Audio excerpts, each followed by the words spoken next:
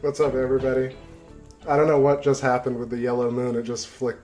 I can't tell if it's the connection or the camera or the moon, but I'll check it in a second. Want to hop in here? So it's up to everybody.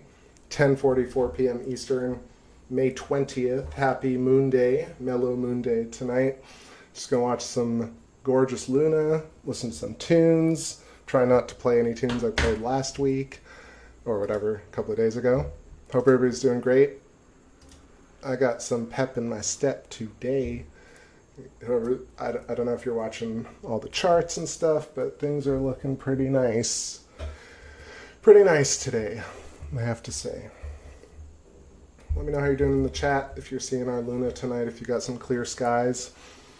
Saying what's up to Fantasy. What's going on, brother? And Ellie Wynn, lovely to see you. Morgan Ellis, Rockstar, Genghis Khan, Red Rum. Welcome, welcome, everybody. Yeah, so I don't know. I feel it's maybe the connection got really weird here with this yellow tint. Let me just check if it's the video capture. We'll reset the color. Okay, yeah, the color correction went out of whack. Strange. I didn't do anything. Let's do defaults. Okay. Okay. I guess it went completely out of whack there. There we go. Back to the original. Sweet. All right, we're a couple of nights away from full here. I think coming in at something like 93%. I didn't really check, but doesn't matter. Wax and Give Us looking lovely. Yeah, let's play a few songs. Let the Space Fam trickle in, trundle in. This next, I had a few songs queued up here that we haven't played, so I'm happy to also take requests, but let's try and make sure there are songs that we haven't played in the past week, so that's just for fun. Alright, this one is queued. Yeah, Keep You Waiting.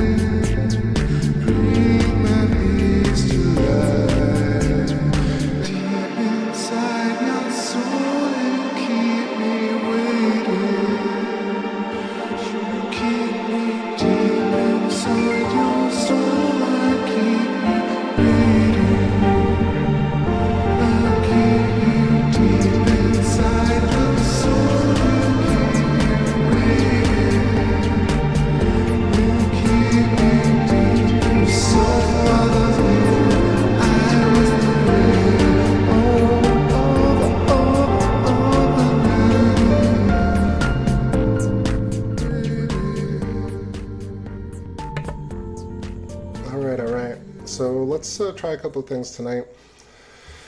The stuff that I was watching today, just to quickly shout out Jeffrey Walensky, and Daniel Archer for the stellar metamorphosis theory, which is very, very amazing.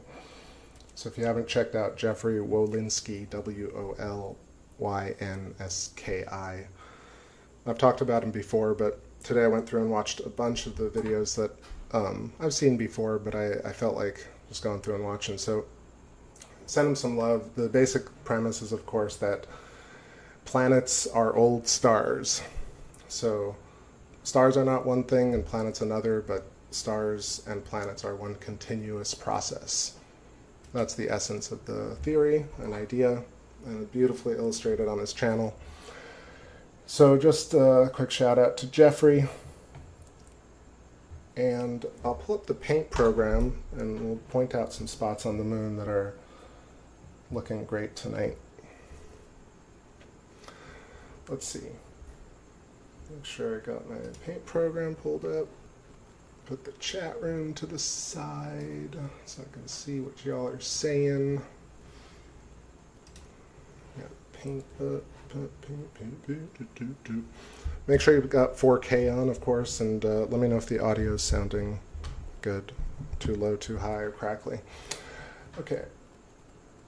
So paint, and then testing scribbles. We got some scribbles. All right, up here we got Mare Crisium. We got Proclus. We got Mare Fecunditatis and Langrenus crater. We got Sea of Tranquility. We got Sea of Serenity, Mare Serenitatis, Pentagon against the hexagon. H. Actually, not going to confuse us, but anyway. Apennine mountain range. Right at the end of it we got Eratosthenes, we got Copernicus, Kepler, Aristarchus, we got Sinus Iridum, Plato, Mare Imbrium, we got Tycho, we got the parallel rays, we got Borealis. What else? Clavius is somewhere. Where is Clavius? Clavius right around here. Let's see what else. Let's make sure I got all these. Moon map, where's my moon map? Mare Cognitum and Mare Nubium. Cognitum, Nubium, Humorum, right? That's where they are. So we got, where is it? Humorum, Cognitum, and something else. All right. So these are some of the spots. It looks like a chemical structure, which is not a coincidence.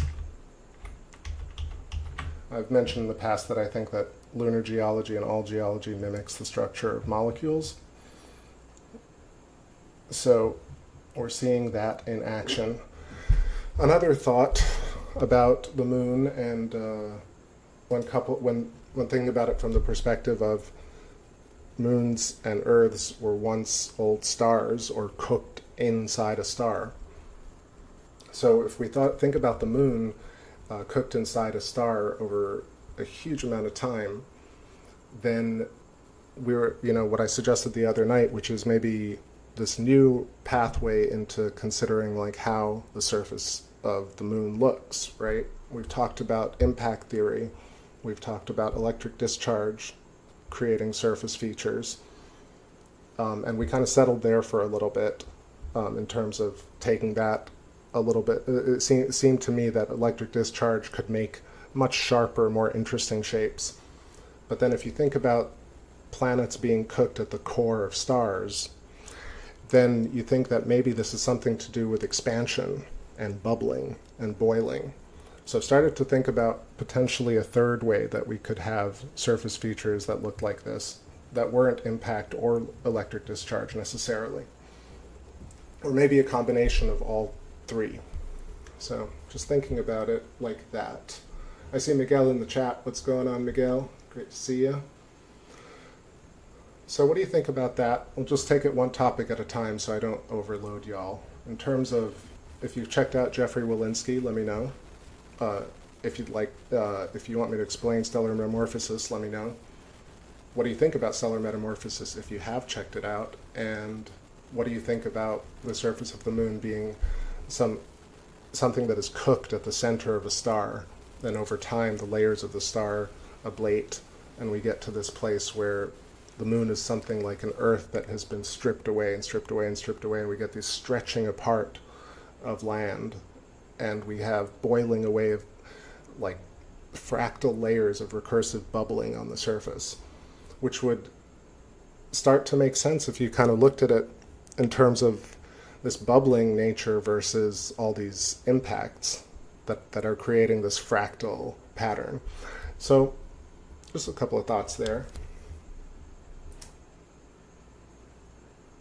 Yeah, I mean, we'll do a little bit more scribbling here. Let me turn the paint program back on. So if we're looking at some of these things,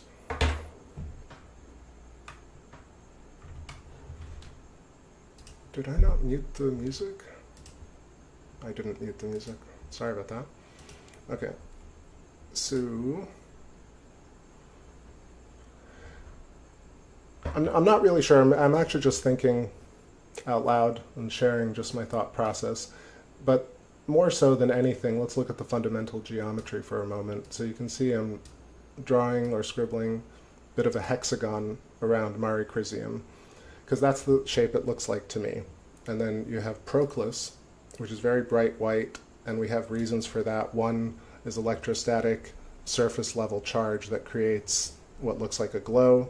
There could be off-gassing, which is certain types of chemical processes that create glowing, reflectivity, and you know, there are a lot of other alternative theories, but those seem reasonable.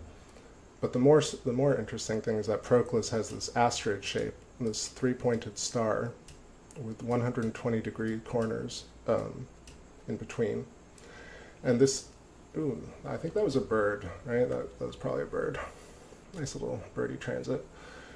Then we've got something very fascinating here, which is the shape of Mare Serenitatis, Sea of Serenity. So Sea of Serenity, very clearly one of the largest features on the moon, is very noticeably has a pentagonal outline or boundary. And, you know, we may attribute this to a bunch of other stuff, but let's just, for the sake of fun here, draw these shapes. So Sea of Tranquility right here, I've always said it looks like a hexagon to me, this is what it looks like to me if I kind of look through this area, this patch. And then we have a much larger kind of hexagon. It's very clear tonight, so it's really great. We can see this big shape right here, this kind of pentagon, maybe. So Serenity, Tranquility, Crisium, and this is Fecunditatis, or fertility. And so we've got these two different types of land that we see on the moon. You know, we have the smooth, flat surfaces that look like they're melted, like iron or basalt.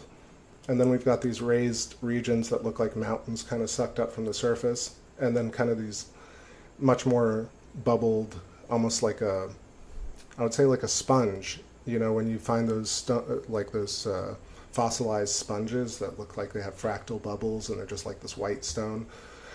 A sponge or a coral. And a lot of the moon looks like coral. So it started to make me think about bubbling and boiling and water and or boiling, you know, more primitive elementals.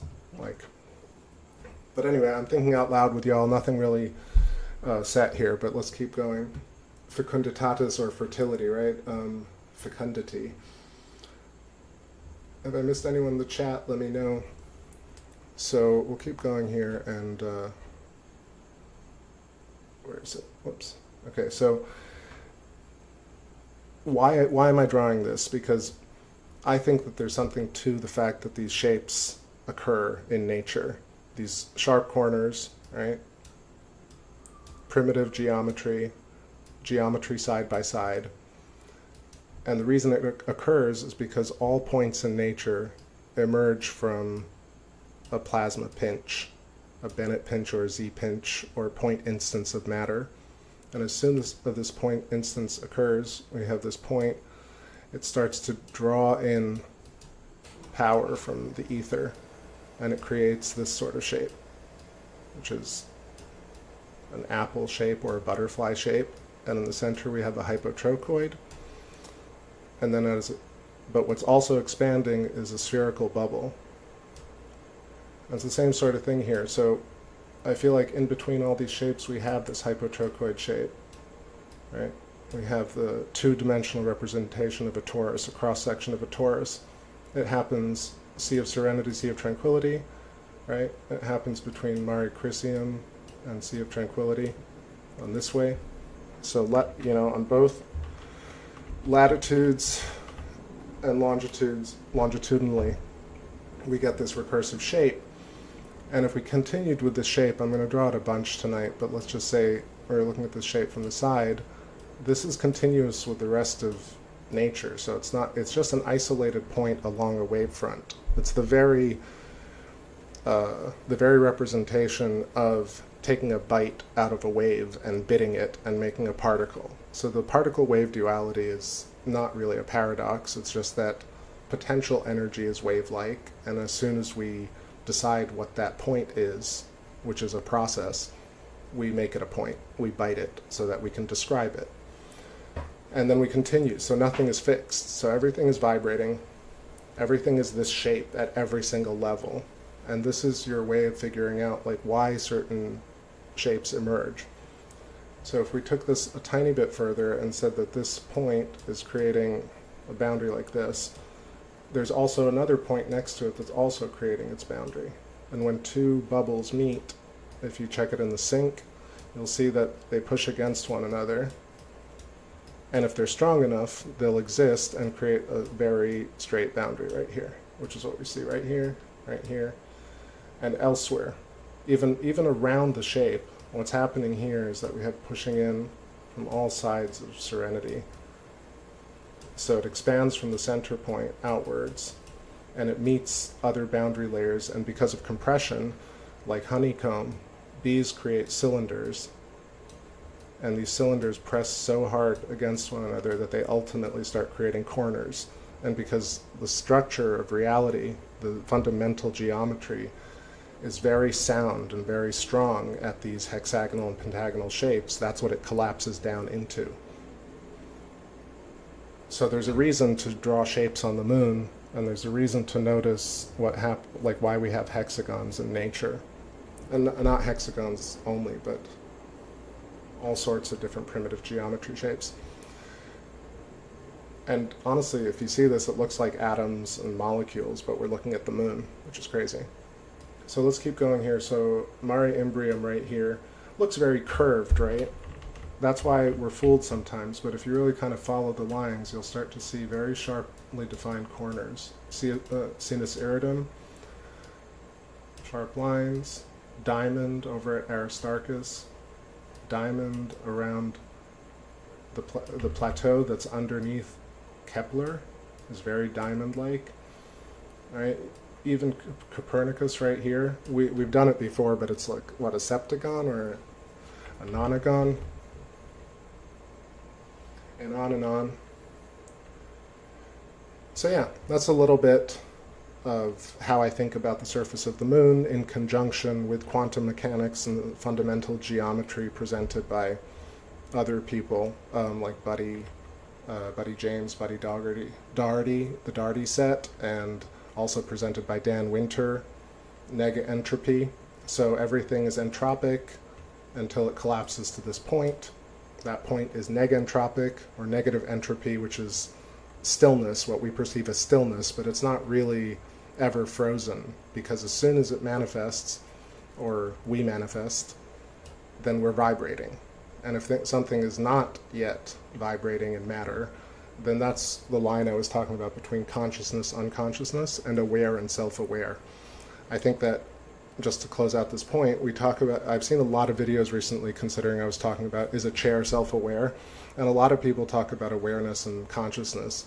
And the line that they take is that they kind of, they have these different dividing lines where they want to make inanimate objects. They want to have this consciousness, unconsciousness all occur within our reality.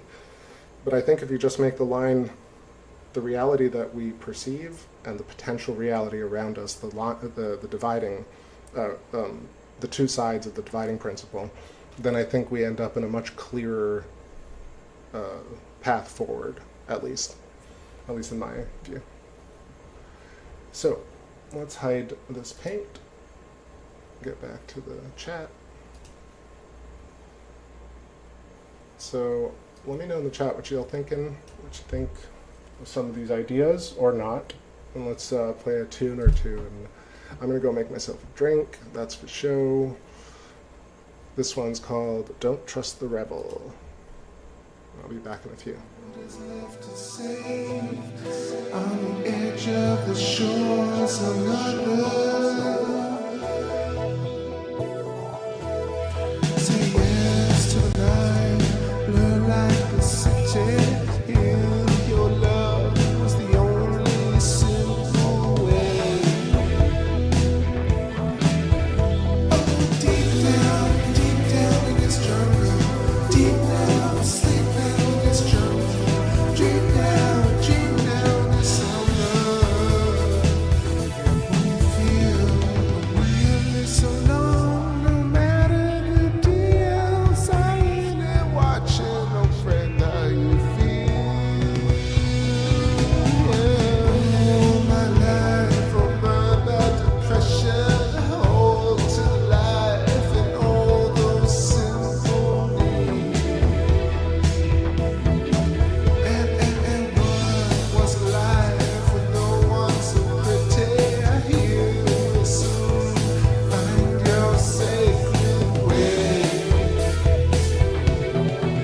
Oh, deep down in the slumber, deep down in this jungle. Sleep now in this jungle. So I feel really so long, no matter the deal, silent and watching, no friend, how you feel.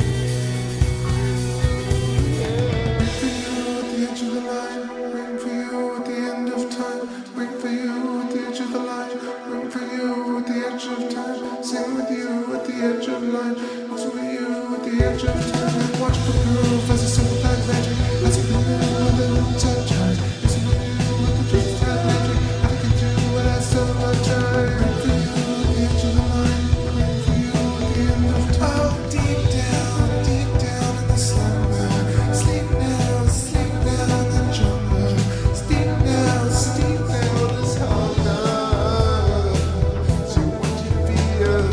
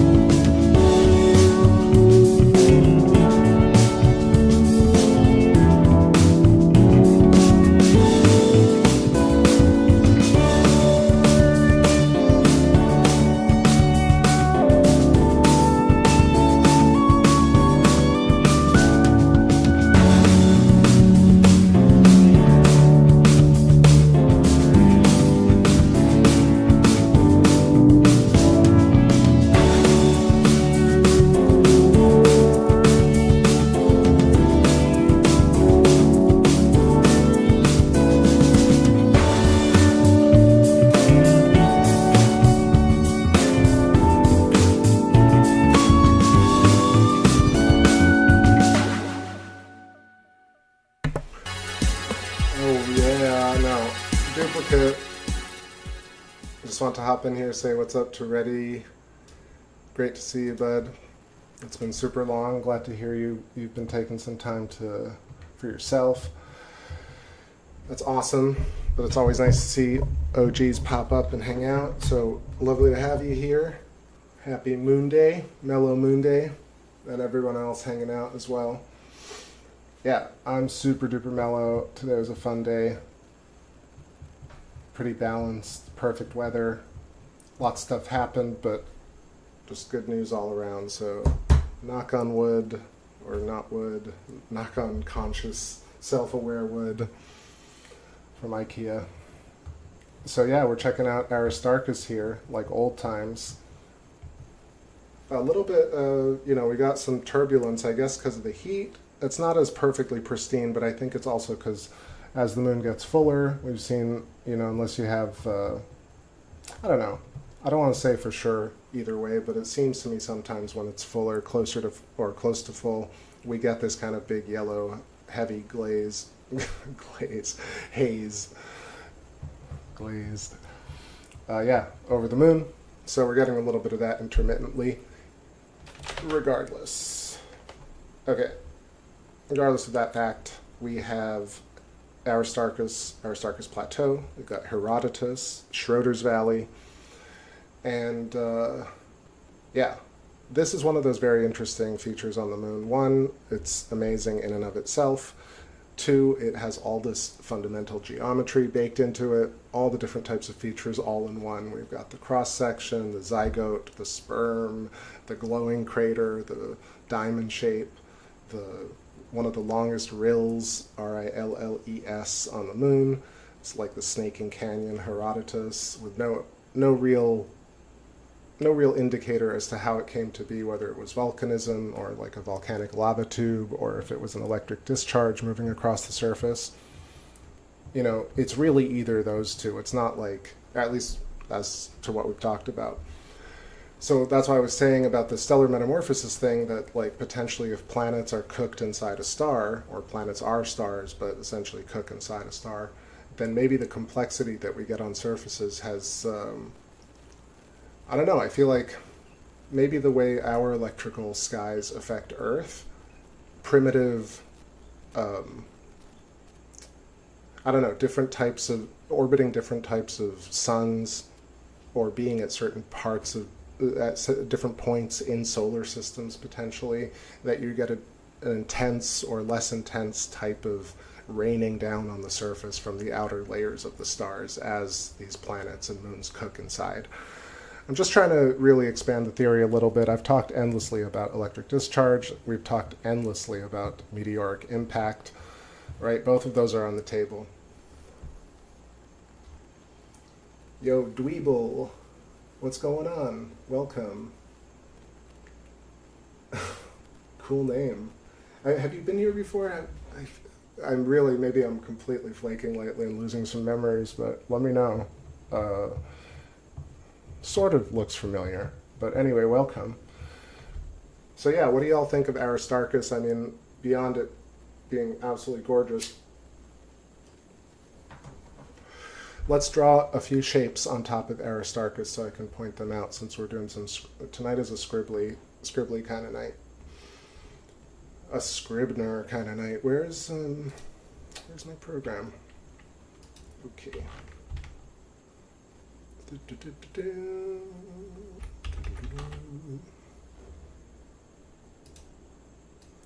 Erase all of that. Oh, I didn't even pull it up, did I? No, that's not correct. Is that a brush?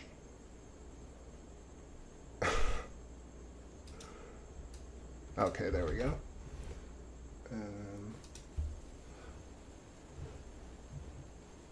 Okay, so let me center this. So, Aristarchus Plateau. Curious shape, right? Like when I first saw the moon, when y'all saw the moon with me for the first time, whatever, almost 8 years ago now, 9 years ago, we all were like, what the hell, this is a diamond shape, right? You don't really think about it because you see these pictures from LRO or you see NASA's photos and they're all really close up or at certain angles, and you don't really consider how structured this is, right? And also the fact that we have Aristarchus crater appearing perfectly at the corner, right? Then we have this very interesting flat-floored crater, Herodotus, right? Kind of teardrop shaped with a little bit of a depression there. But then separately from that, we have Schroeder's Valley, this kind of snaking shape right there. This is one of the, like when I first saw Thunderbolt's project, they talked about this, and this was like, okay, finally somebody's talking about how weird Aristarchus looks, right? It kind of compelled me to think about, you know, that's why, even though I lament, or like I kind of disagree with Thunderbolt's project now about a few things, I still feel like the fact that they even showed us that the moon, that there were other scientists that considered that electric scarification could affect surfaces of planets or the moon, and this kind of changed everything, at least for me. So anyway, so we have this shape. I didn't mean to do that, but I'll draw it again. So Schroeder's Valley. We have this other kind of depression here. So we got like almost like two squiggly chromosomes next to each other, almost like a sperm-like shape here. We got preferential geometry at vertices. We've got a diamond shape, among other things, right? These are just the things that stand out very immediately. Then we have this kind of filamentary, you know, what is it? Ballistic remnants, right? So an impact, and then it releases these tendril-type aftershocks, right, that create ripples and depressions that kind of look white or dark. Two, it's electric discharge, where a giant connector from the outside sat here for a while, cooked this, made a boil, blister, it exploded, and created this kind of electrical discharge, filamentary echo into the surface, and then as it pulled away, as it actually magnetically disconnected or reconnected with a different source. Then, let me just erase some of these lines. Yo, I see Cichlid Visuals. What's going on? Long time, welcome. Welcome back. Good to see some old faces in there. Some old, oh, and Donald Yates I see in there. You kind of, I was like, yeah, Donald's there. What's going on? Yeah, that was from the Thunderbolts project. Wait, what's going on, sorry? I don't know, did you post something? I didn't see anything. Yeah, so let me just erase this little thing right there. There it is. Right, so just thinking here. Let me know what you think in the chat about this primitive geometry. So, okay, let's explain all these different features from the perspective of fundamental geometry, right? The point instance and the shell, and why we get sharp corners, right? And then we can explain all of it now, in fact, except we can't be sure of the explanation, but we can be sure of the nature of our reality having a structure. That's more important to me. We have this shape, right? And we have this point. And so in a way, we have this kind of 1/2 of the fundamental shape right there. This is where I would say would kind of create this geometry. And so what's happening is it's squeezing over here, and over here, and over here, and creating the boundary layers. So from this center point, Aristarchus plateau must have expanded out. This is only in my opinion. Don't crucify me, I'm just suggesting we might look at it like this. So from a point, it would expand outwards and ultimately kind of reach these boundaries. And then because, you know, they would fill in these boundaries, it would compress, because this fundamental nature of reality is to compress as far down as it can before it disappears. And nothing really disappears. We really fold down to, as long as something exists, it folds down to the coldest, stillest vibration, and then the linear gradation of that, the opposite of that, is the highest vibration. So it's all a continuum. I don't think there really is this kind of end to things, but I think things do freeze ultimately in a position because of boundary and density and expansion. So that's one idea. It's not for sure, right? But it's where I see the fundamental geometry lining up, right? And then let's do this other thing. So this filament right here, I mean, it really does look, oh man, are you serious getting clouds? Oh no, it's like it's the lightest little fluffy cloud. All right, no big deal.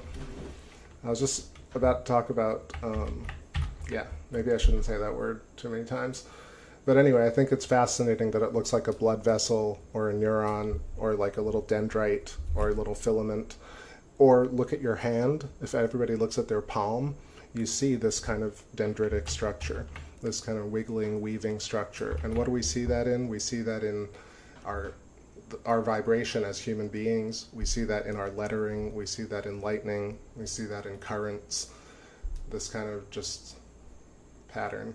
That's just me just letting go with the mouse. The mouse is kind of weird. And then it branches. We have branching, branching, branching, branching. And at the very, very, very smallest scale, this is all doing the same thing.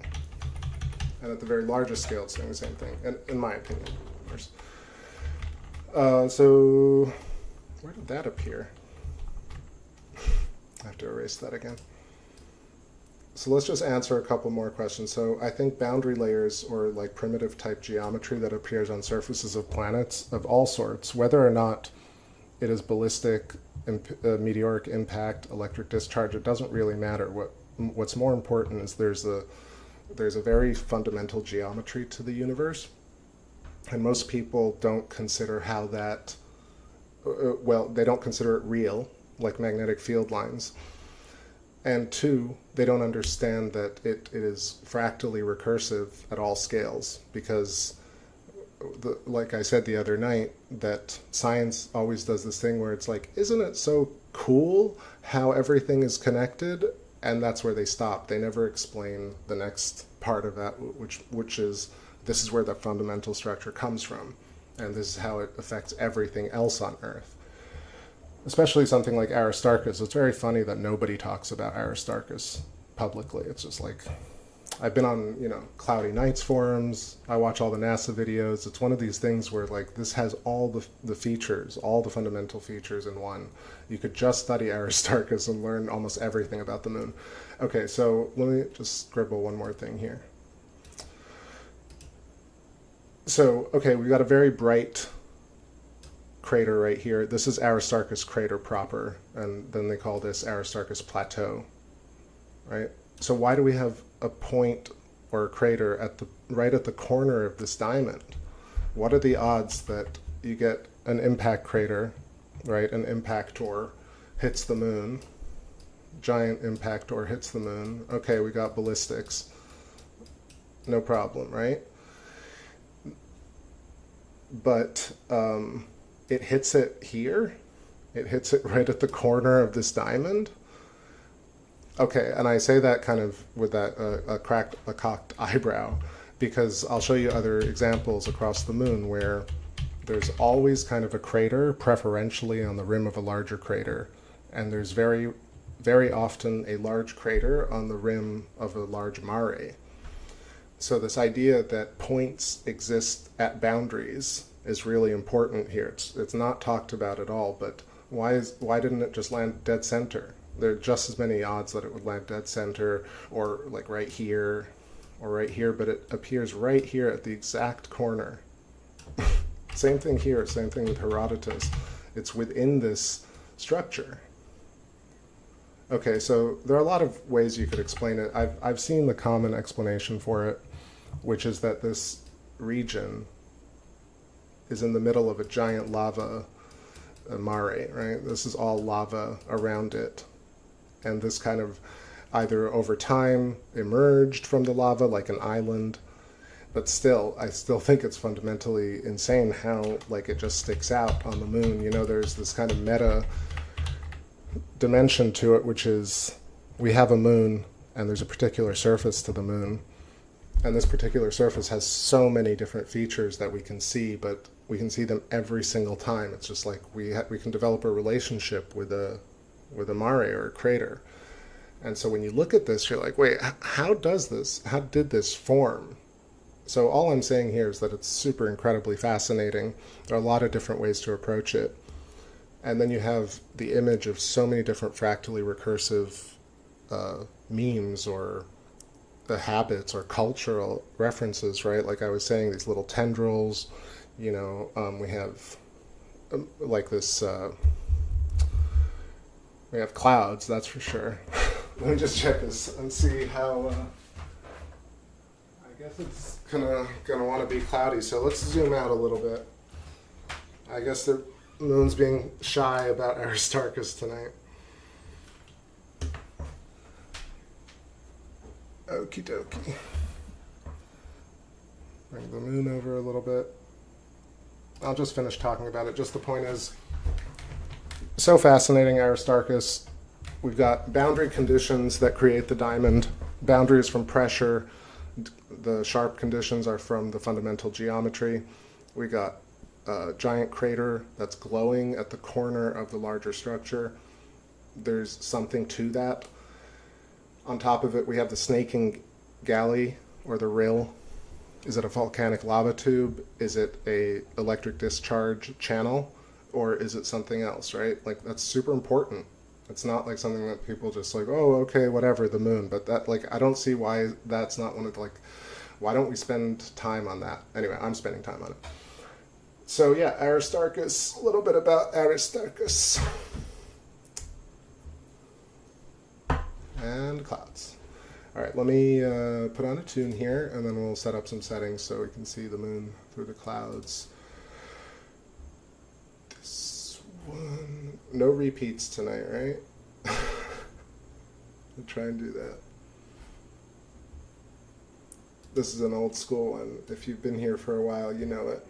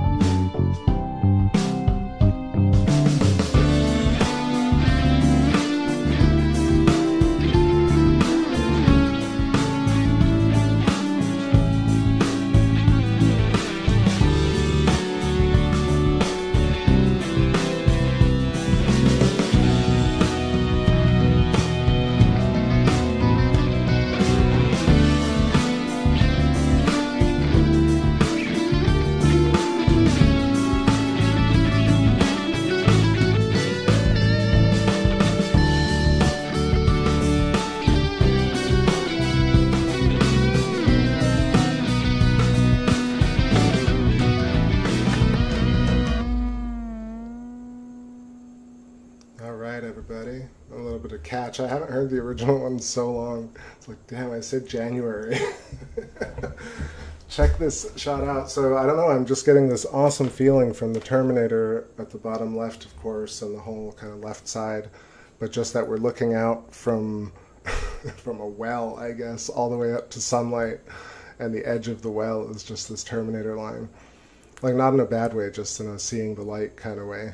That's fascinating. Imagine our sun was a moon, our moon was the sun was the moon, or the moon was the sun, which is in a way what, you know, Jeffrey's proposing, that I basically agree with. I don't know if you were here at the top, but I mentioned Jeffrey Walensky. I was watching a bunch of his videos today, maybe like 20 of them. And if you haven't gone checked out his channel, just type in Stellar Metamorphosis and just watch a couple of his videos and see what you think. I'm sure some of you already have, but yeah, well worth it. Just an amazing, amazing theory. Brilliant guy, cool guy, and just his ideas are absolutely just ignored. I mean, it's so funny. Just one quick little aside for the Demystify Science cats. I mean, like, again, why don't they have Jeffrey on? Like, or I think they should have Jeffrey on for like 3 episodes in a row and really get into it. That's what I think should happen. So maybe it'll happen. Bumbleclot, what's going on? Bless up. Wagwan. Tonight is friggin' chill. I'm gonna try not to swear too much. Last time I was saying F a lot. I don't want to like have these streams ruined by my dirty mouth. But yeah, Kate, Ellie Wynn, exactly right. Such an old school jam. It's like, it's about 9 years old now. It's crazy. Crazy. All right, a couple more tunes maybe. We're just vibing. What have I not played from that record? Yeah, this one's an oldie. This one's called Throw Your Arms Down. And it's pretty perfect for this day and age.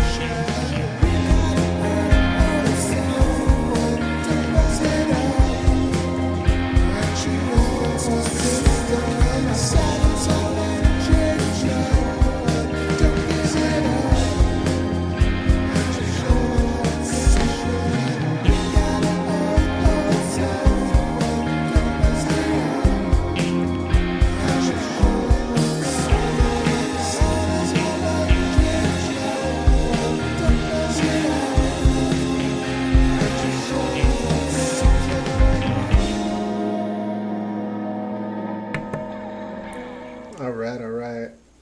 That's electric blood.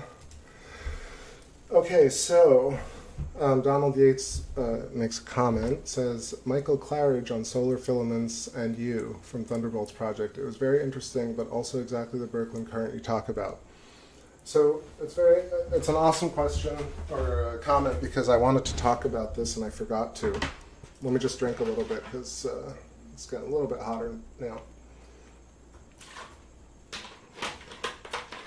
Also, I switched up the lens, or I got rid of the lens, so we got the camera right to scope right now. And it's just looking amazing. It's like old times. We've got some serious sharpness around Mare Imbrium. I'm pulling us over to a 2/3 on the right so we can see more of the detail without the date, and also it's kind of artsy.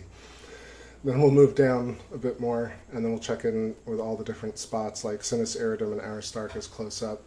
Pretty amazing night. Look at this. Just pull this up a little bit more so we're not cutting off Aristarchus.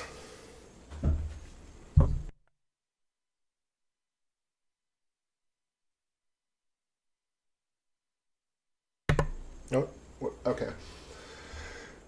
So, Thunderbolts Project and Michael Claridge, like, okay, so how do I put this? So I like Michael Claridge a lot. I love his, the way he delivers.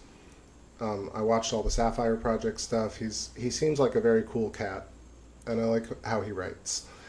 I think the filament stuff is completely on point, but then at the end, and of course that takes us into the kind of solar storms cause certain things promoted by certain channels, where I feel like I'm not so sure about this I don't want to say it's a bait and switch, but I feel it's like doomerism in the guys, like lampshade doomerism. I don't know if I don't need to label it, but this kind of thing at the end where it's like, check out this beautiful thing, but also you're all going to die from a solar storm. That's kind of thing. Like, it's why I don't watch that channel anymore. I used to watch the Eyes Open channel all the time, and then I start to realize I'm like, I can't live like this. Like, this is not a life to be constantly doomerism and prepping. It's not sustainable, at least for someone like me. So I'm fine with catastrophes if they happen. That's the nature, the course of nature. But I'm not going to sit and wait, tell people it's going to happen every day, because we know how that turns out. So it's weird how Michael Claridge, somebody who like I respect a lot, never really mentioned this, but also at the end kind of does this weird like heel turn, and then also throws in this slide about, you know, with everybody wearing a mask. I'm not even going to get into that topic, but I think there's a real weird conflation about that topic with different groups. And they've gotten on the bandwagon with a bunch of weird stances, in my opinion. As much as I love Thunderbolts Project, I'm willing to just point out certain things that bug me about it. Like I said, it's their very staunch stance about dark matter and the Big Bang, and also I would say it's like, it's not just their stance on it, it's their kind of mockery of the Big Bang. And I know where that comes from. We all know where that comes from. But I think it's really not helpful, like in any way for anybody, to continue to take this kind of sarcastic, snarky attitude with contemporary science. Like, if you truly understand that everything is electric and we are one with God and apertures of the greater essence of the infinite field, then you would know that the point of science is to obfuscate. The point of life is to be in the dream and not to figure things out. So this kind of snarkastic, that's perfect. It's the snarkastic attitude of like, people I like on Thunderbolts Project, but they have this attitude about like, we know better, like we're sure that it's electric. I'm like, you got me. And then they're like, but also all this other wacky stuff. And I'm like, like, I don't know what to say anymore. And it's a little bit like what I talk about with Dan Winter, who I also love. But then I listen to him, and he's like, brilliant, brilliant, brilliant, but also the Council of the Elders floating in the sky in a spaceship. And if you don't believe that, then you don't like my friends. And I'm like, what? Or whatever, the Space Federation. When the Space Federation invites me on board, I'll take it seriously. Copper Tropicals, what's going on? Space Fam. Lovely to see you. Hope you're having a great moon day. I don't know. I'm being sarcastic right now, but it's just about their snarkasm. But yeah, so Michael Claridge's video, I just don't understand that. Like, if you're gonna pull up a picture of people wearing stuff at the end, a stock photo of that, and kind of imply that everybody who's worried about getting sick is an idiot, while you just told them that you're filamentary, your filaments in you, what do you think? Do you think I'm conflating it, or do you think it's just like this kind of weird, underhanded, backhanded doomerism? Anyway, I feel like if you're going to go with like we're all connected and all is love, then just follow that through. Or if you're going to bring up something like solar flares cause earthquakes, and if you don't like defy the system and do like what if you don't follow cult mindset, then all of a sudden the earth is doomed. It's really, I mean, if I articulated it the way I really thought, it would shut the stream down. But you know what I'm saying? Like, it's weird and underhanded, and like it's unbecoming, I guess, of somebody like Michael Claridge. And also, like, most of the comments there are like, tell us about what happened with Sapphire Project. It's like, so the fact that this guy is like trying to connect with everybody but also won't mention anything about anything is like, I don't know, it's like a Netflix HBO thing, or whatever. It's not even HBO, it's like Max sci-fi thing where it's like they won't tell you, they just have to save the reveal for 4 episodes from now. And I'm like, what's going on here?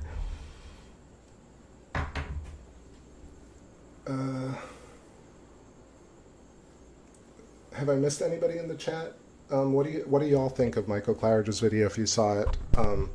The filament part, I'm always on board with that. That's why, to be honest, like those old videos with Wall Thornhill, I mean, I'm not gonna say anything negative about Wall, but like Wall and David Talbot, the early EU videos where we were talking about all the symbols from our past being actually possibly astronomy and cosmology, which is really different than the blah blah blah culture made this up, or yeah, they just called things Mars. Mars was just a Mars thing, and this culture, no, those don't look here. And then all of a sudden Talbot and F. Cochran and these guys brought this stuff together and said, oh wait, all these symbols actually across the world are created omnidirectionally or culturally across the globe, like a bacteria. Everybody, like, big ideas arise at once in different places and with different people because we're the same entity, and certain little pinnacles of those entities pick up like the highest frequencies or lowest frequencies, whatever way you want to look at it, and like reserve that to the system. So that part of Thunderbolt's project and Symbols of an Alien Sky and all the Velikovsky stuff were really huge, and I feel like they've gotten a bit into the culture wars, or at least the alternative science culture war of mocking the Big Bang, which is very popular now, but people don't consider like saying, okay, Big Bang is a way to perceive something that we think we see. What about this way? But instead, all of alternative science, from deep conspiracy to non-conspiracy, is like, no way, Big Bang, that's it, no way, we've got to throw it out, completely throw it out. And I'm like, are you considering like maybe how we can explain it? The way I would explain it is possibly with quantum mechanics. What else? Things like that.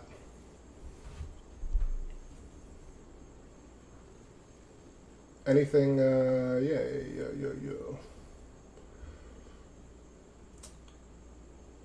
So, what was I going to say? So I'll put a cap on it in terms of the Thunderbolts Project videos, in terms of dark matter and dark energy has an explanation.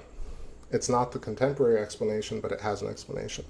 Then you have active galactic nuclei, stars and planets, but stellar metamorphosis explains the connection.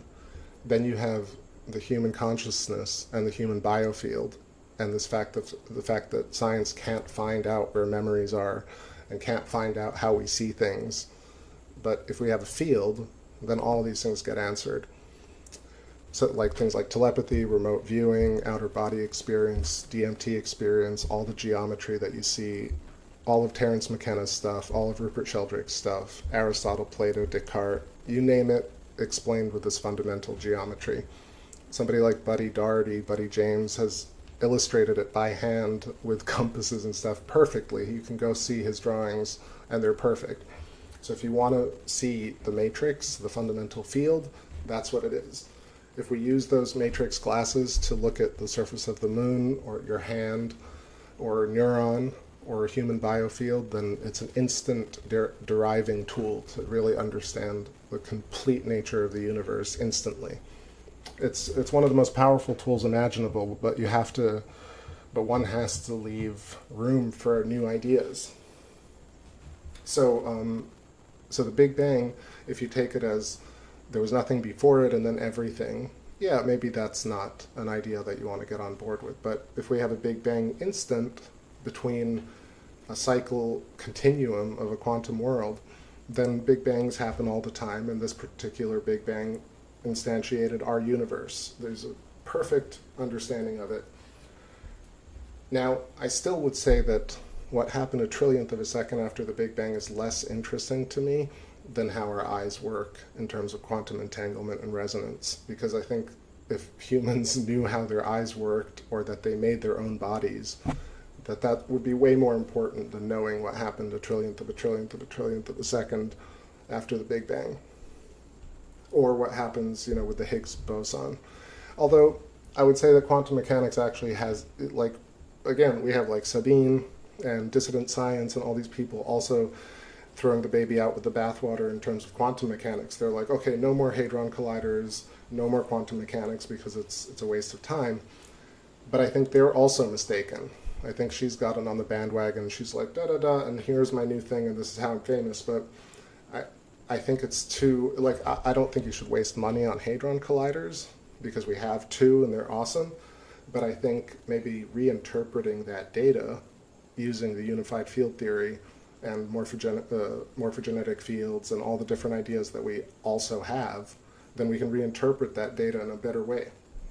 That's an idea.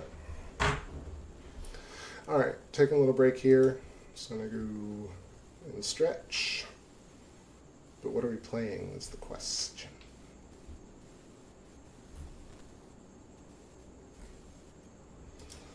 Well, I might do a repeat here because I like this song.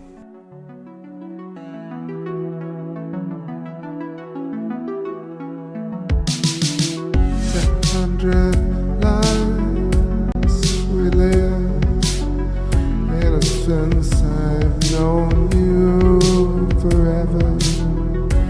7,000 lines are read, soul inside your bubble.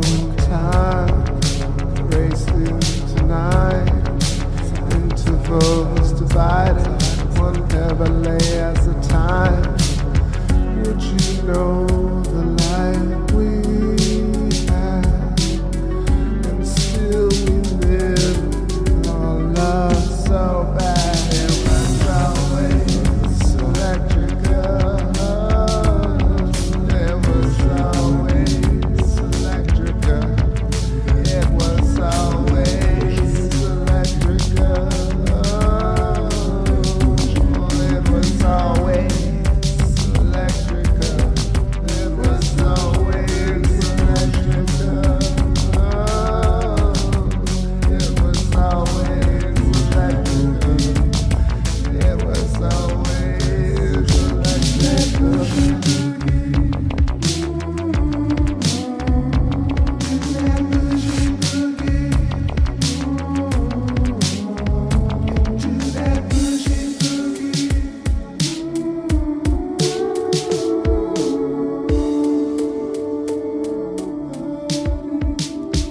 It's like the perception's guarding, fractal harmonic diction, slowly giving rise to our carnival. We got so far, a reservation guest stars. Never mind this old honeymoon, we can make some more.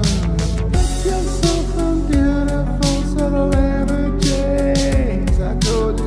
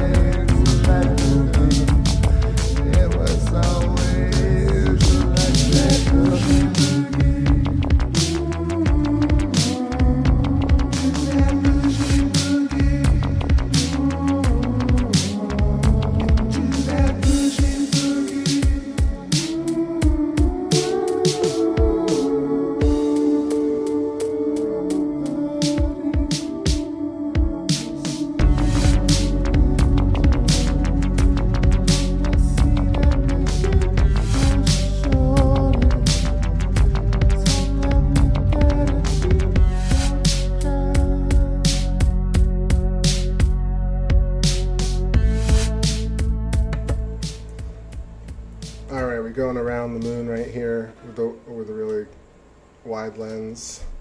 Not the wide lens, the close-up lens, rather. And,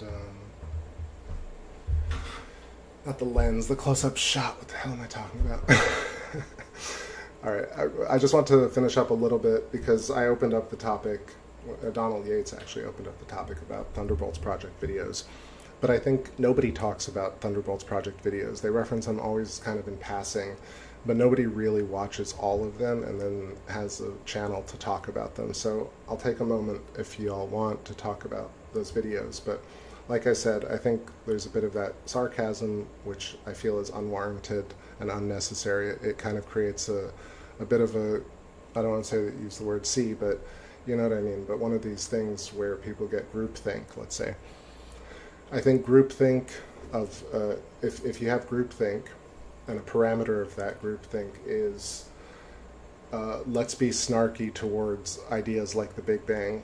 Let's be snarky about the idea of dark matter and dark energy. I don't think that's better than a parameter of, let's say, let's be open to reinterpreting these old ideas.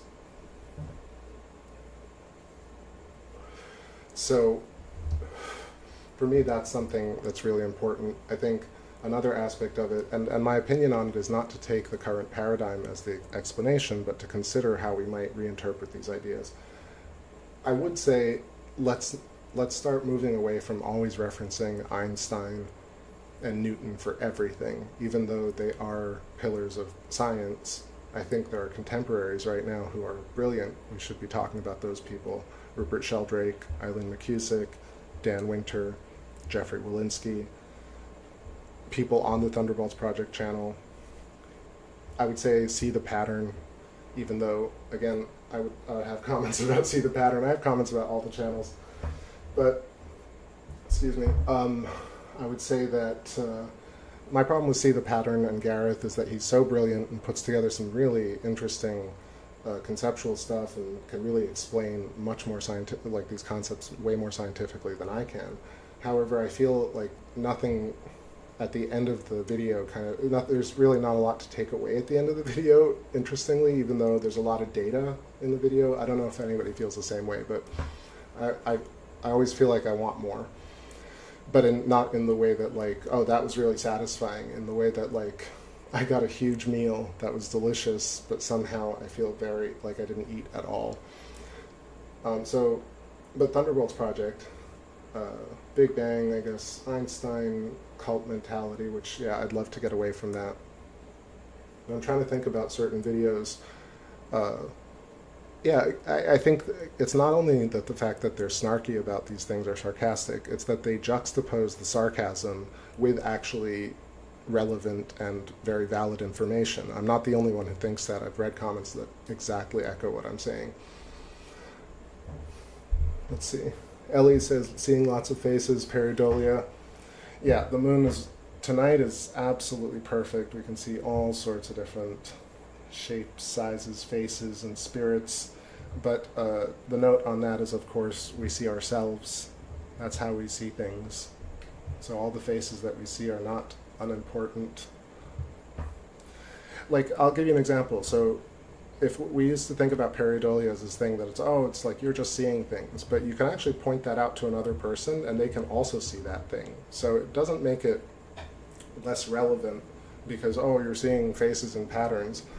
Yeah, some people can notice things more than others, but then if you show others that face, then they can see it too, which means it becomes a more collective, intense image, icon. I see Sir Real Nil Mill, cool name, says just finished watching Pierre Marie Robitaille. I think that was from the talk, wasn't it, with the Demystify Science guys? Like, again, I love Pierre Marie Robitaille, has contributed so much, brilliant guy.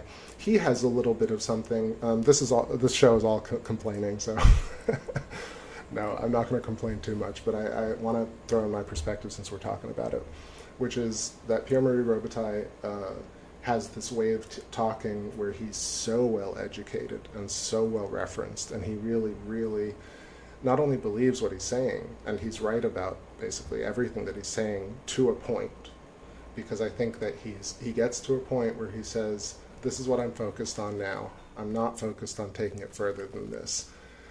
But for me, I feel like we live in a day and age where you can mix and match, right? Like, he's been on the Demystify Science. He actually was on the Demystify Science podcast when they were puppets. So he's cool. Like, he's chill. So I don't understand why he and Jeffrey Walensky haven't chatted.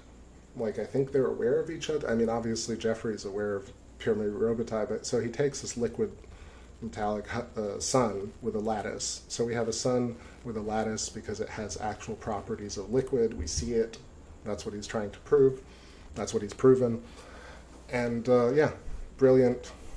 What can I say? I just feel like, again, there's this kind of closing the door and not going further, even with Pure Marie Robitaille. So let's see. Ryan and NC, what's going on? Good to see you.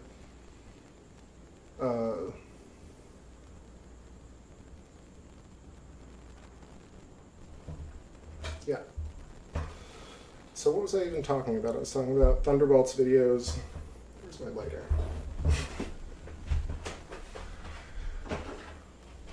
Yeah, Thunderbolt's videos and the fact that they juxtapose great and relevant information that everybody in the electric universe kind of ideology or explorer or believer, whatever you want with the electric universe, we get our dose from Thunderbolt's project. But I also feel like these videos have all these aspects which I feel like are unnecessary and don't really help. All right, I'm gonna lay off. We're lucky to have them. Time for a tune and adjustment of the scope right here, because I guess we're getting clouds again. It's called interference. Only one walls of our place, down from the rockets below. Oh no, it's one love undisclosed, like the witches of the forest, like a new ones. Shine, 'cause you'll make me excited, take me home, but I need my soul. Time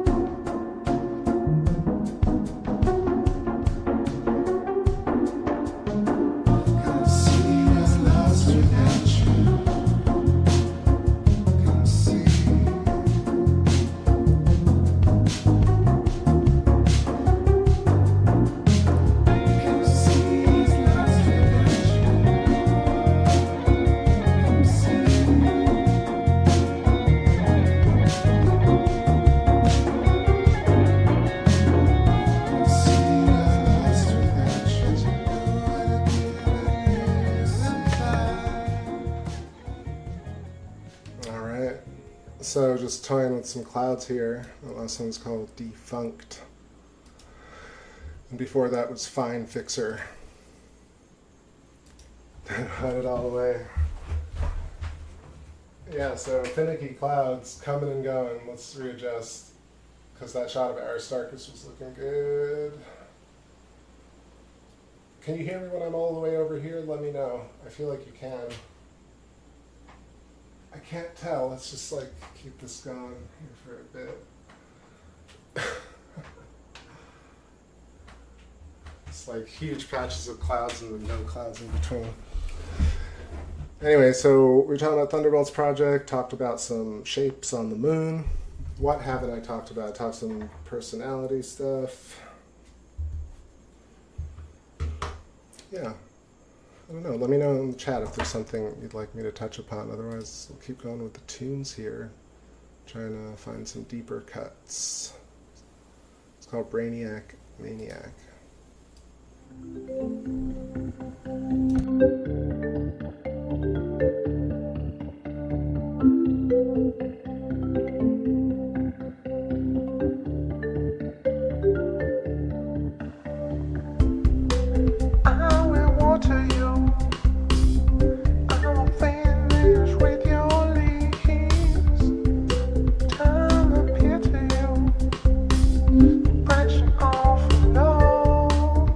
Now you're gone.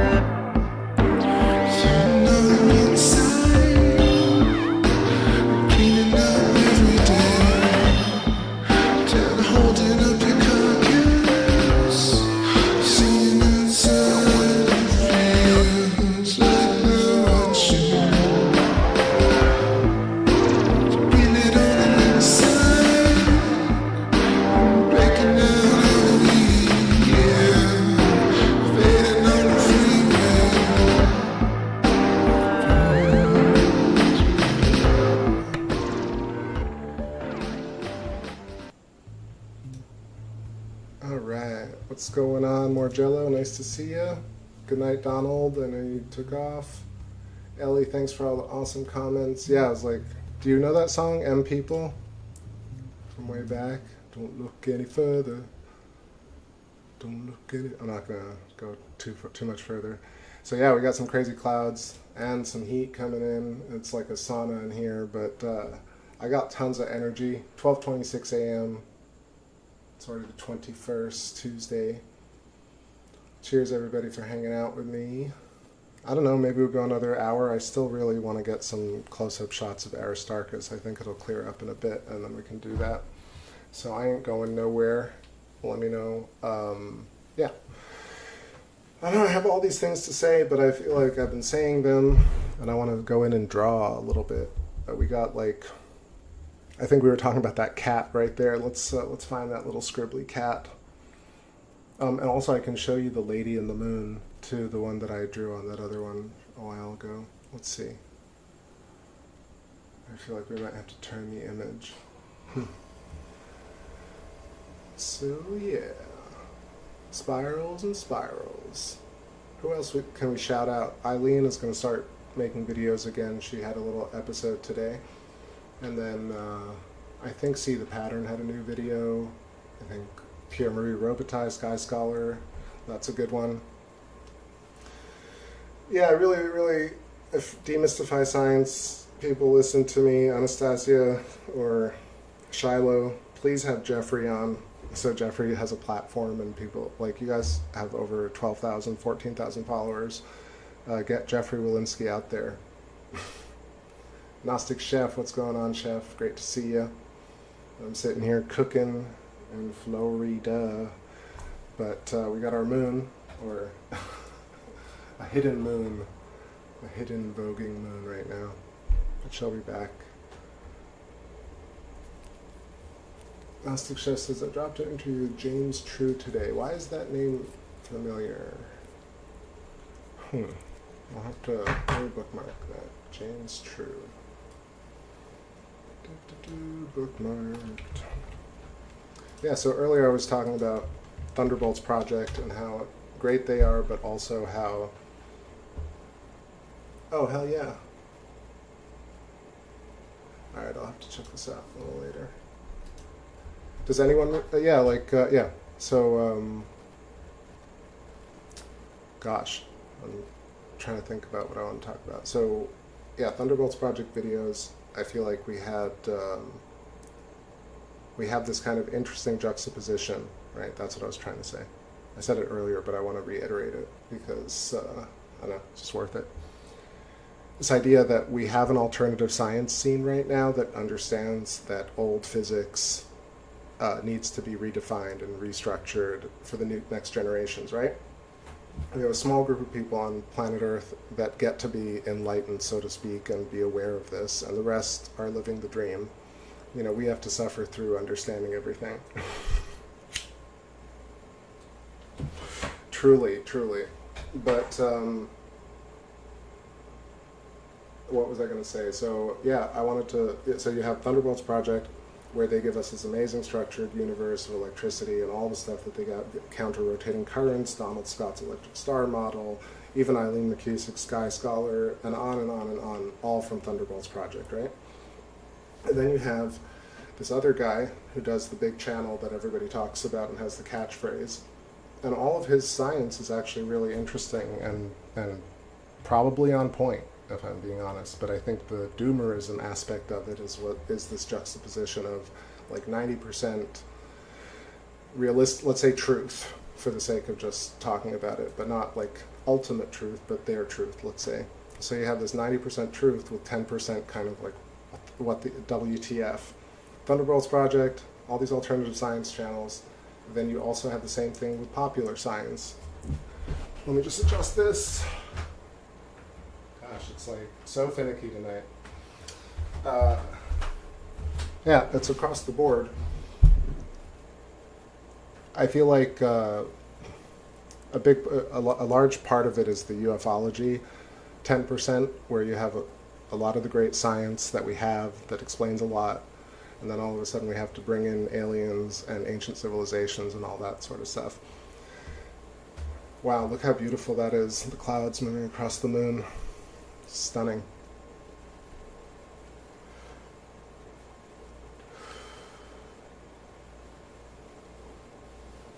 Oh, I see El Haife. I'm not saying it right. Do you mind, do you want to, like, phonetically spell that? El Haife.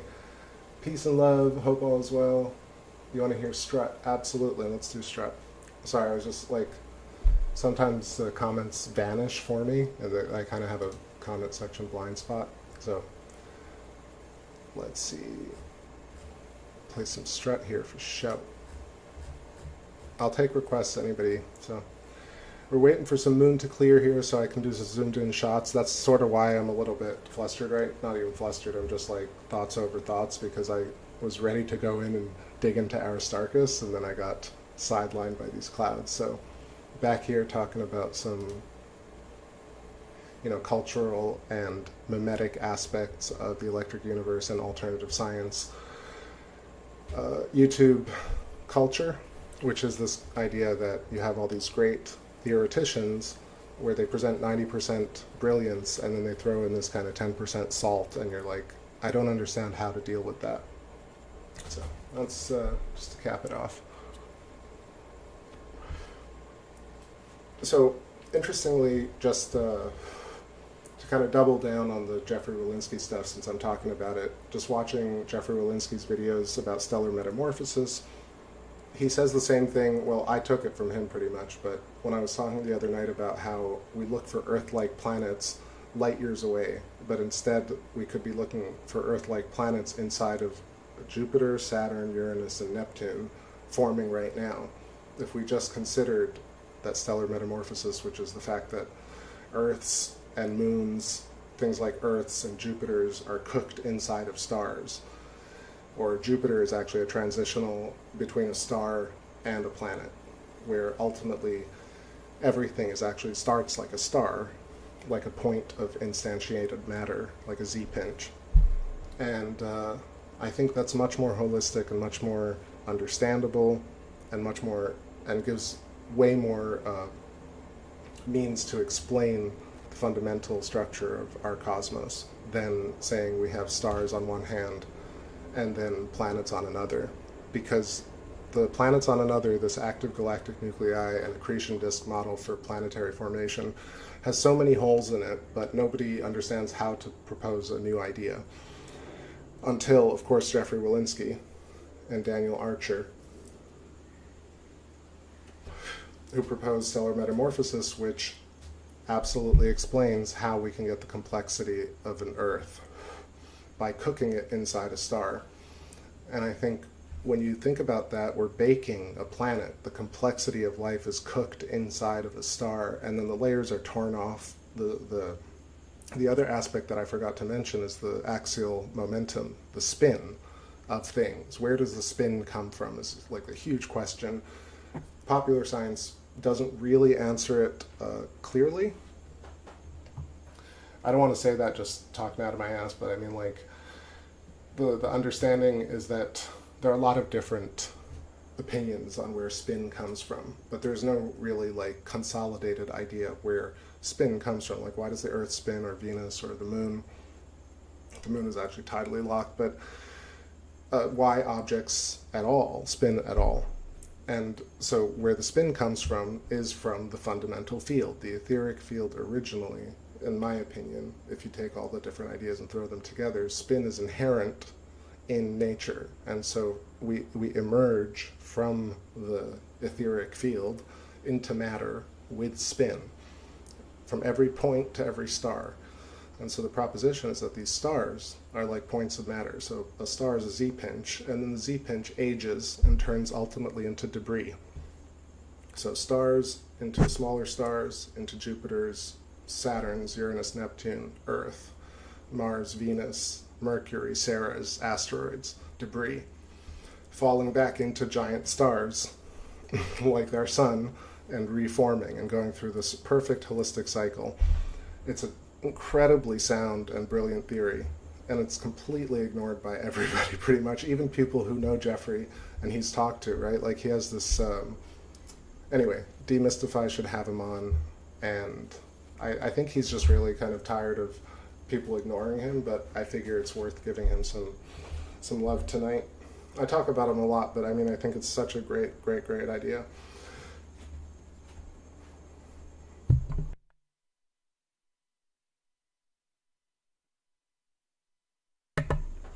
Hyphae, like hyphae. Awesome. El hyphae.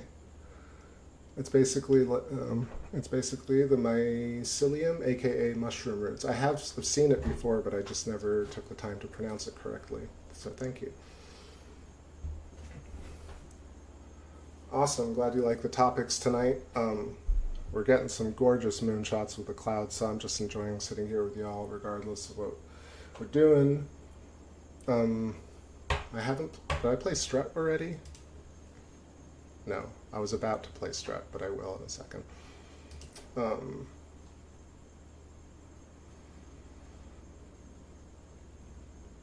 Okay, time for Strut.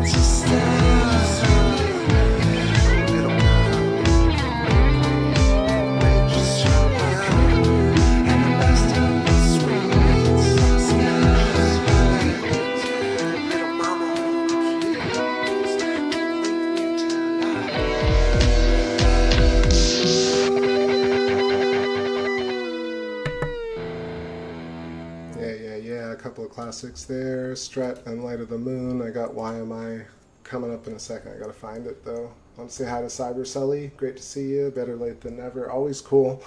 I'm hanging out for a bit tonight. I don't care. I might just go as long as I feel like it. So people shuffle in and out, and our spacelings will get little doses of the moon tonight. I'm just like, I'll take every advantage of clear skies plus these types of phases where we get to see features like Sinus Iridum in this particular phase, in this particular angle and relief, plus the detail. Dang, what can you say? So of course, Sinusitis Iridum, and we got this like half of a hexagon here, which is amazing. Maybe let's scribble a little bit. How about scribbly? Scribble time. Stop. Scribble time. Turn that on. And then, so yeah, we've talked about Aristarchus, but we've got this very defined shape here. Let me fix that. So to me, this is notable. Right, I think this is important. I haven't heard it talked about. A lot of people talk about Sinus Iridum. Apparently, the Chinese sent a rover right around here, the Zhangyi rabbit rover, I believe. Took some pictures. Didn't really give at least me the satisfaction of landing here and showing us a lot more. But apparently, that's what happened. But to me, I think it's important to just note the hexagonal nature of it and how it could have formed and why it looks the way it does. And of course the simple hypothesis is that it grows out from a point, goes out radially, counter-rotating, and then it meets other bubbles or land masses or boundaries that push it to form hexagonal shapes. It's that simple. Basalt flats, honeycomb, lunar geology, earthly geology. Look at a microscopic image of a hair or your hand. You'll see this kind of primitive geometry all over the place. This nested hexagons, circle packing, recursive fractal nature of the universe. It's so inherent through everything. But why does it form that way? It's because each of these hexagons is really a cylinder with counter-rotating rings. So Birkeland currents or Birkeland tubes. So you have these counter-rotating currents. So if you look at something like Jupiter with all the different layers, what's interesting about it is that if you look at it, if you have it built out of a Birkeland current or a plasma tube or a wormhole, all these words I think are interchangeable. Hypotrochoid per Ken Wheeler, an hourglass shape for the common folk or for the layman, a pinched tube, because that's what's really happening here. There's a point here that's pulling in this tube, but this tube is not just one tube, it's counter-rotating. Whoops, let me do that a little better. So one way, and then, whoops, the other way. The other way. This is the earthly aurora. These are the aurora above Jupiter, Saturn. So cylinders packing, creating geometry that we see. So this shape, viewed from the top, is this shape. This shape is also golden mean spiral, up and down, right? So it's Walter Russell. Then you've got the donut, you've got the torus, right? The butterfly wings, the eyeballs, the eye sockets, the hips, the chest, the shape of every single creature has the symmetry to it. Yeah, there we go, some scribbles.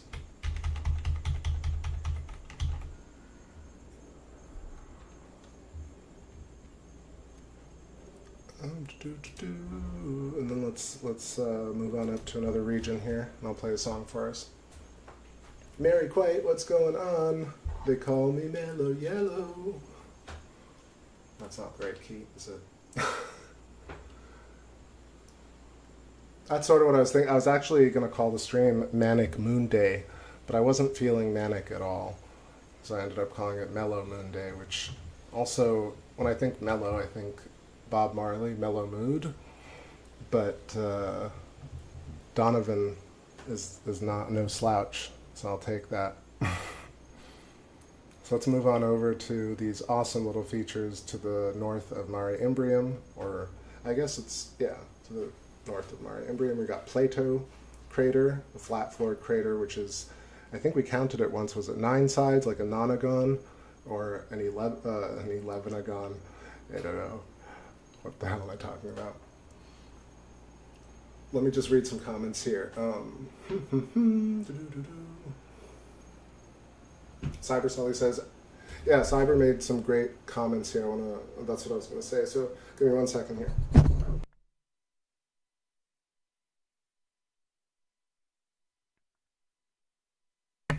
It's like this mosquito that's going around, just eating me up. All right. Cyber Sully says, oh, where the spin is from. I was talking about spin. Jeffrey Walensky's talking about spin. I completely went off on that thing. I forgot to continue what I was saying. So where does spin come from at the very center of every quantum instantiation of matter, right? And I don't claim to know exactly where it comes from. We know that what I'm suggesting is that it is inherent in nature. As soon as matter forms, there is spin. Spin is life, so to speak. Spin is consciousness. So if you take Nassim Haramein, his current mathematics and model, where he has these tiny little tornadoes at the center of a proton, which are symmetrical, so you get this hourglass shape again. So Nassim Haramein, I think, is the closest to defining the math and the physics behind the proton, or the tiny black hole. So let's talk about black holes and white holes quickly. You know, the idea that the top and bottom of these hypotrochoids, or hourglass shapes, are the black and white hole. Similarly to the section of life that we are as humans, where we have a black hole and a white hole. So if you take wormholes, black hole, black hole, white hole principles, where in through the black hole, out through the white hole, through the wormhole. But this is just a section of a giant Birkeland current, so it's continuous. If you look at Buddy James's stuff, you'll see that it's not just one hypotrochoid, it's just continuous. But let's say each human is a hypotrochoid, is a wormhole. So we eat food and then digest it and then process it. So we destroy matter the same way black holes do, and we excrete matter. So I guess we've lost the moon again, have we? Just a thin little puffy cloud there. All that cloud there. Let's get back.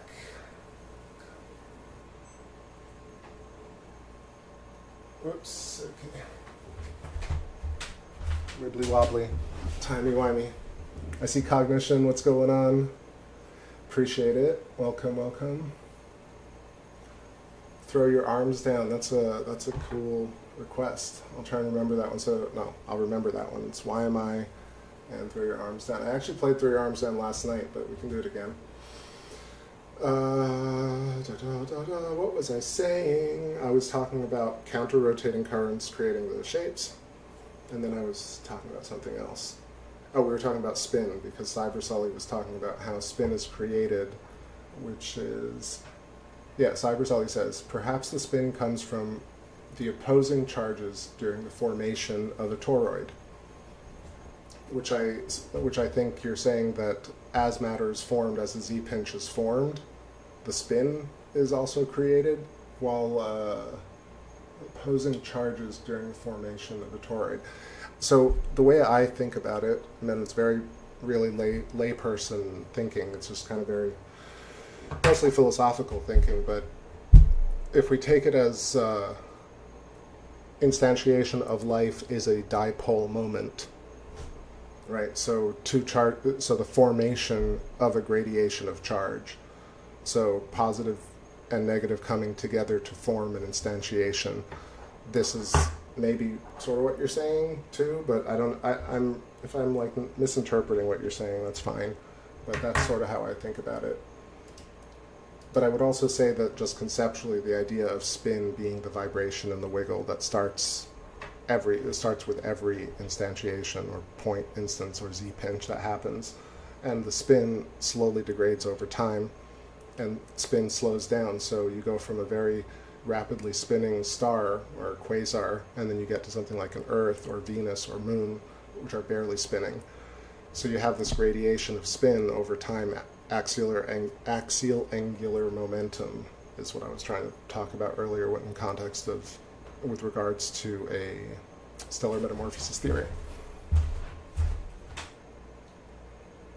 Dang, shelf kind of clouds tonight, so all sorts.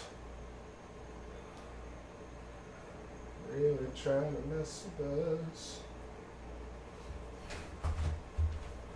Yeah, it's moving in thick here, but we're hanging out. So I like that idea that we have charge coming together and charge separation as kind of the compression and rarefaction of matter and matter annihilation.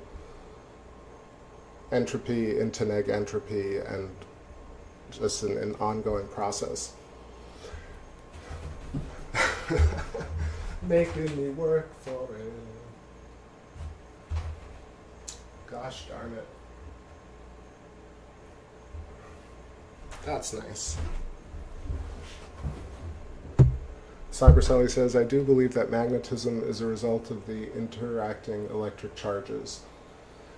So yeah, I feel like we could explain gravity with electricity, electric charge, and I've seen all these different perspectives on it. I tend to kind of fumble, I guess, because I have all the different ideas that I've seen in my mind at once, and I don't have the scientific background to really describe it in detail in terms of electrical engineering, or even to regurgitate some of the Donald Scott stuff word for word. I just don't really feel like I can, but I do see it in my mind, and I also see it in a kind of metaphysical sense, which is looking at it from the whole, which is the fractal, and the idea that the co-creation of reality. So we can't take the fact that we are actually creating we're creating everything that we see, an instantiation of everything that we see. And I think if you take the galactic principles and the creation of charge and all these principles, I think we're in a place where we're talking about like scientific understanding using traditional means. And while I'm not dismissing, like, I'd love to know exactly how it all works, I think we also get mired a little bit in exactly the details of how it works and miss out on the connection between everything. So that's just a thought. I'm not really saying let's not talk about it, but I like the ideas. Let's play a song or two, and I'll check on these clouds and see what's going on. Throw your arms down, and then I'll find YMI somewhere in the archives. Back in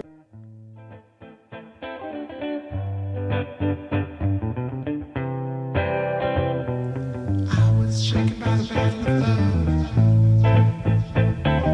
Mom never said that I had to get older, 'cause I was thinking of calling you up to bring me back towards emotion.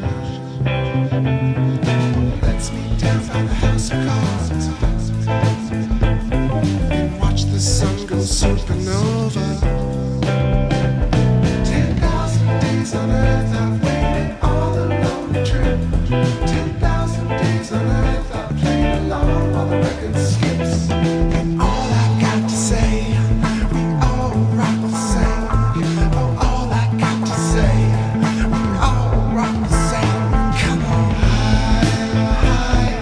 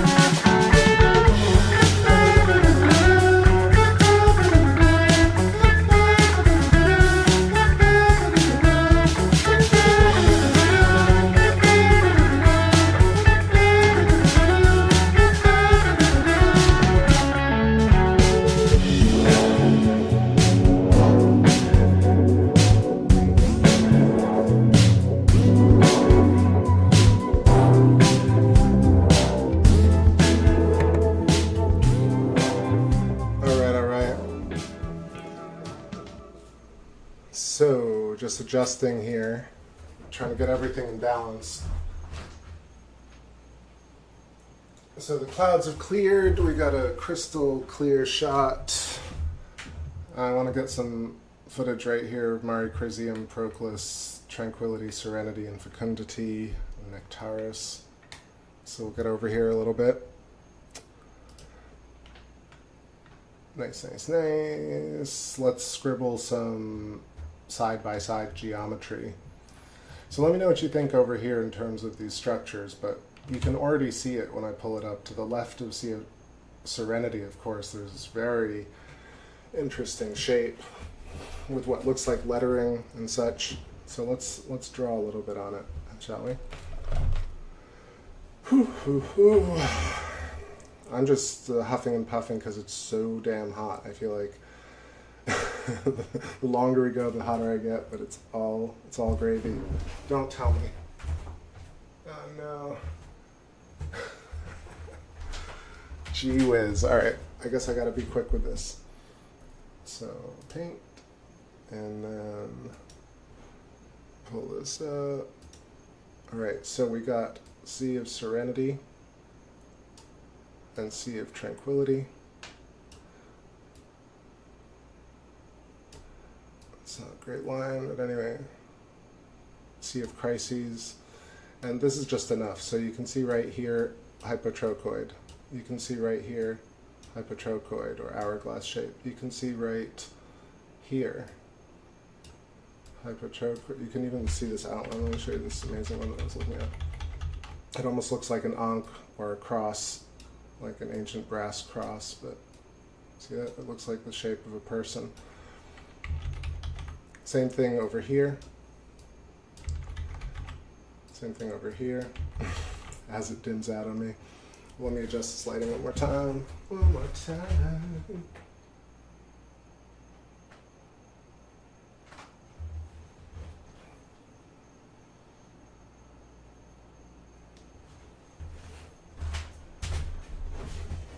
I think it's really relevant to talk about these different shapes.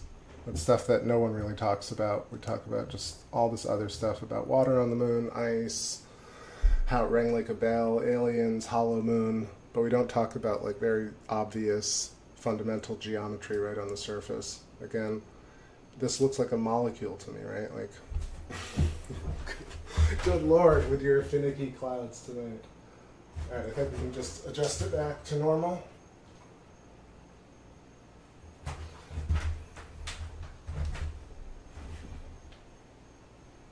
Oh, so Ryan was asking about the sun. So I've done a lot of sun streams. I've done the solar eclipses. I did the last one, so 54%, and yeah, it held up. It's just that the camera gets kind of wonky in the heat, pretty much. So yeah, quick reference here. We're looking at Sea of Serenity up top, Sea of Tranquility. What's interesting again about like large features on the rims of larger craters or larger mare is that you have this structure called Posidonius, which is a flat-floored crater with all the cool inlays, and it has multiple rills. It looks actually like a concentric tube structure if you really go in and look at it. But Posidonius, right, it's almost at a vertex, but it's really just on the boundary layer of a larger feature. Then you have Proclus right here, which is also right at the vertex of this hexagon. Then you've got awful lighting. All right, here we go. We clear again.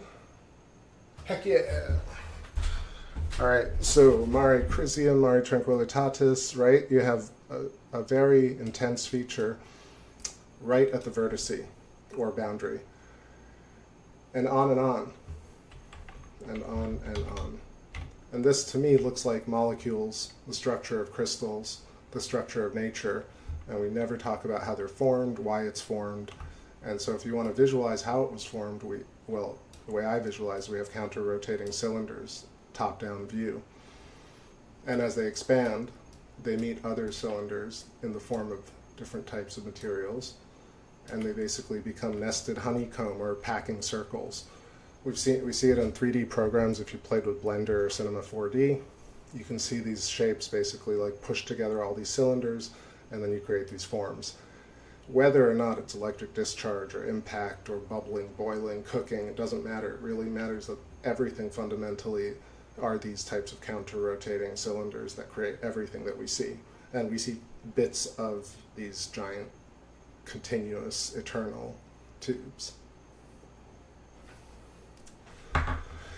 I don't know, I mean, I feel like it's relevant because I've never heard anyone talk about it. People talk about significant things on the moon, but I've never seen anyone say, okay, Sea of Serenity and Sea of Tranquility are significant beyond, you know, the Apollo landings.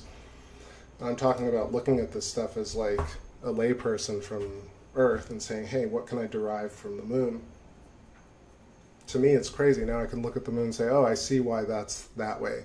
And I see why that's that way. And I see that shape, and I understand the pareidolia. Like, let's outline this thing. Like, you can see that it's just this shape, which is really interesting. So look at this. Even right here, the top of Serenity and Mare Imbrium, you can kind of see it right now. The entire Apennine mountain range outlines this structure. So right here, this gate where there's like a depression, that's literally the center of the Z-pinch in essence. And you have the two-dimensional outline, right? These are the eye sockets, or the infinity symbol, or the orbits, or on and on and on. And that's your hypotrochoid. It's the eye, right? It's the eye shape. And the eye is encased in the torus, Eileen's biofield. And the biofield is layered, and that's your membrane, your brain, B-R-A-N-E.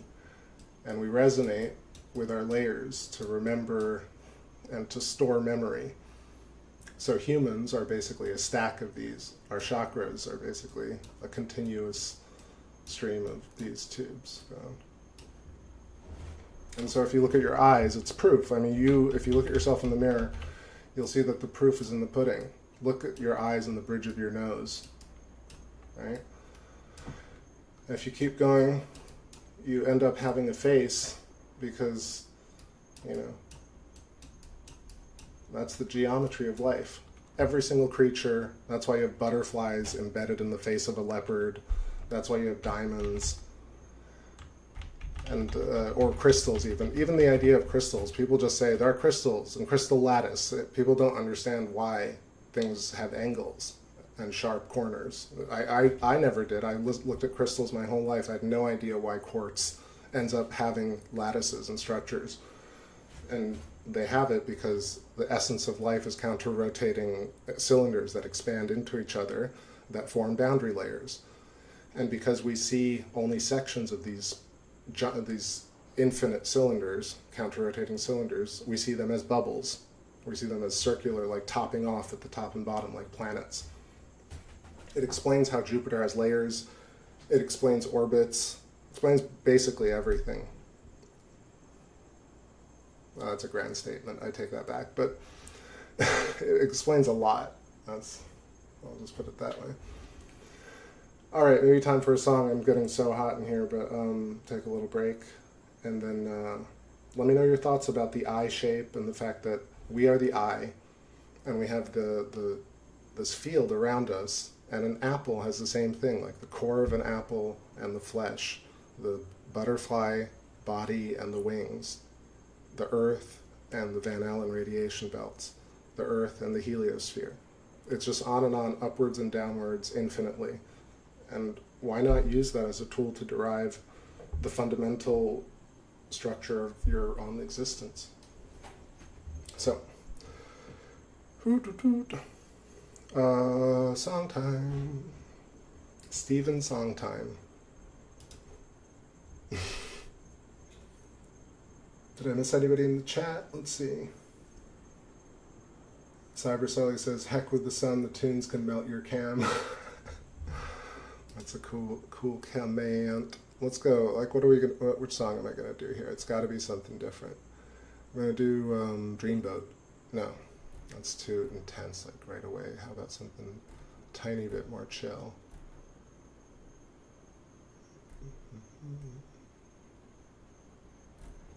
Gosh, so many to pick from. Maybe just maybe some demos here, maybe some just weird randos. This one's called Couldn't Stop.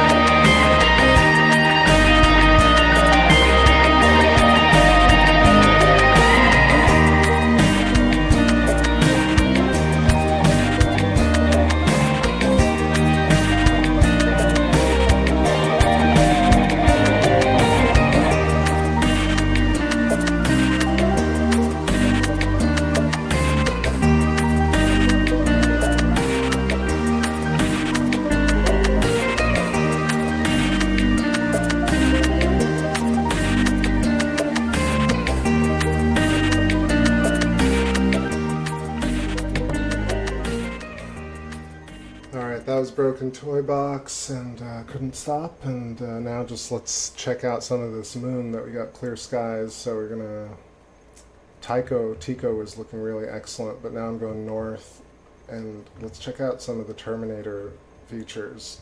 This part of the moon that looks like it's like a part of a beachfront or coral or sponge. It's just so fascinating to look at. All sorts of different shapes here. You know, you'd be forgiven to think that all of these are circular or elliptical. However, if you kind of zoom in, we can check them out. You'll see lots of corners emerge. You'll see octagons and gem-like shapes, more so than you actually see perfect circles or ellipses. I think that's pretty important. And let's see. Hopping into the chat here to see if anybody's commenting. All right, let's keep going down here for a little bit. All right, I think this is, I want to say this is Schickard. Is this Schickard crater? Let's see if I'm right about that. This is...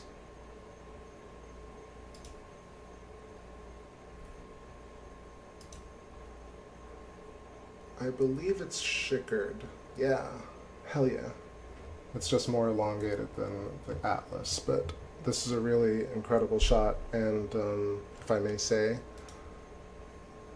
let me know what you all think of Schickard, but let's talk about Schickard in terms of what I was saying earlier. Angles, primitive geometry, right, from boundaries. And we also have craters or features that exist at the boundary layer or at vertices.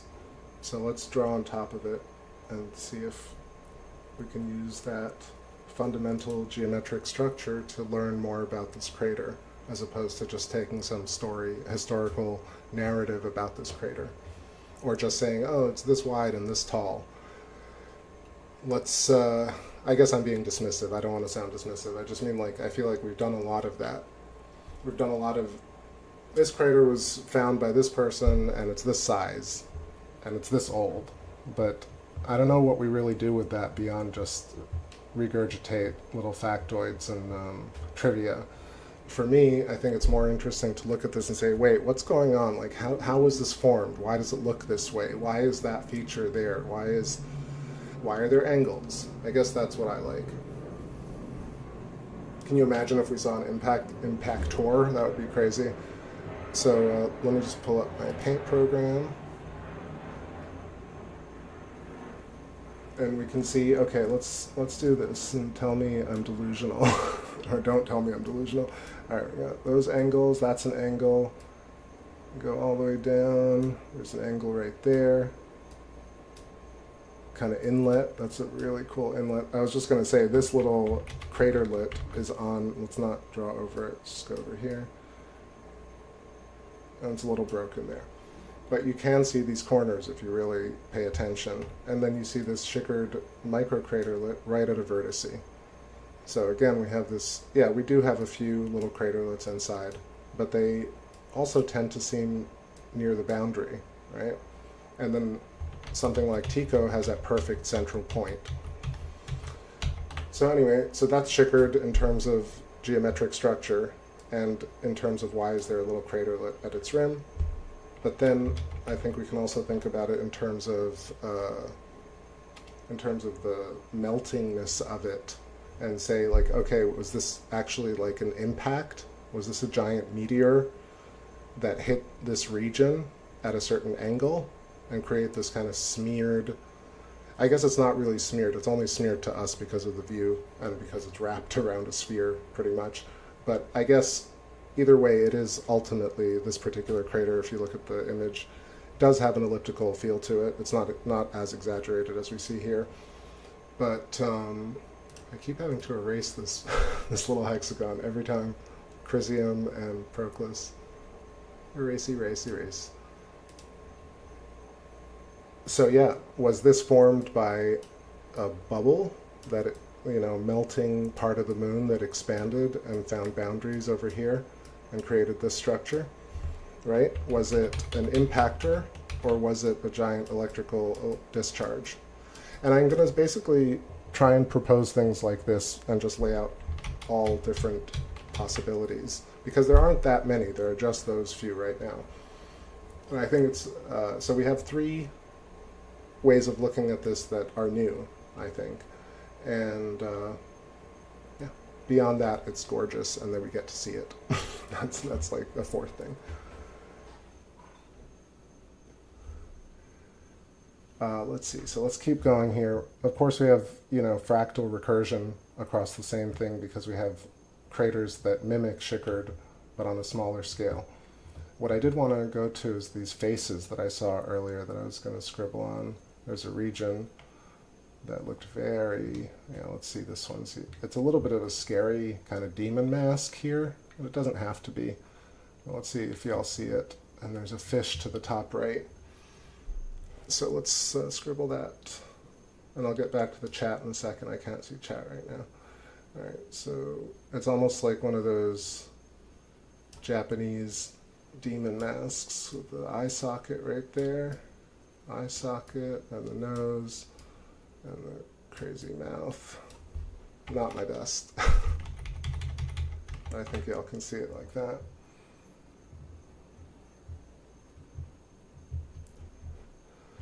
Let me actually erase this little thing.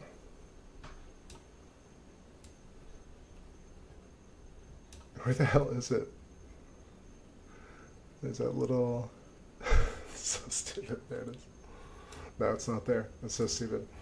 Okay, so there's that, and then there's the goldfish right here, or the koi, almost, like the shape of a fish, because fish are also grown along the same shape. So fish are essentially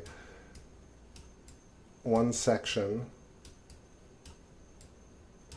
Right here we have Z-pinch, Z-pinch, and that's how we have the shape of a fish. Compression rarefaction, or expansion contraction. If you look at your body, if you look at your fingers, basically create this wavefront, That's the worst hand I've ever drawn. That's also the worst hand I've ever drawn. That's also the worst hand I've ever drawn. Alright, maybe this is a little bit better. Either way. There we go. I'm going to get through it, I promise. Alright, so we got a hand, right? But look at this. This is a wavefront. Our bodies are basically formed along vibrational... I don't want to say we're formed along vibration. We are source vibrating. Let's put it that way. But not just us, all creatures, all things. They are part of this continuum. Okay, let's keep going with the faces. So many cool features. Oh my gosh, Kepler coming into view. Let's see what's going on with Copernicus first, and then we'll get to Kepler. So I can just draw some angles across Copernicus. I really have to erase this. Where the heck is it on the screen? I can't even tell. Okay, there, it's gone finally. Okay, thank you. Thank you, thank you.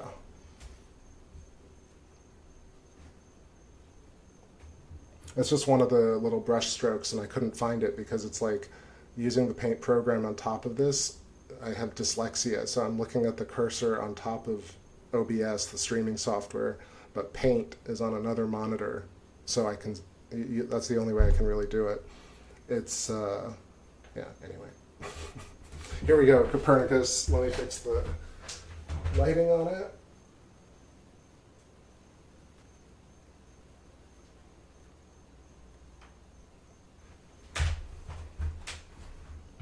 Remember, this is one of those that always looks very circular. You'd be forgiven to think it looked circular, but if we really look at the angles, I'm going to try and draw them 1, 2, 3, 4, 5, 6, 7, 8, 9-ish. Octagon, nonagon. We've done it before.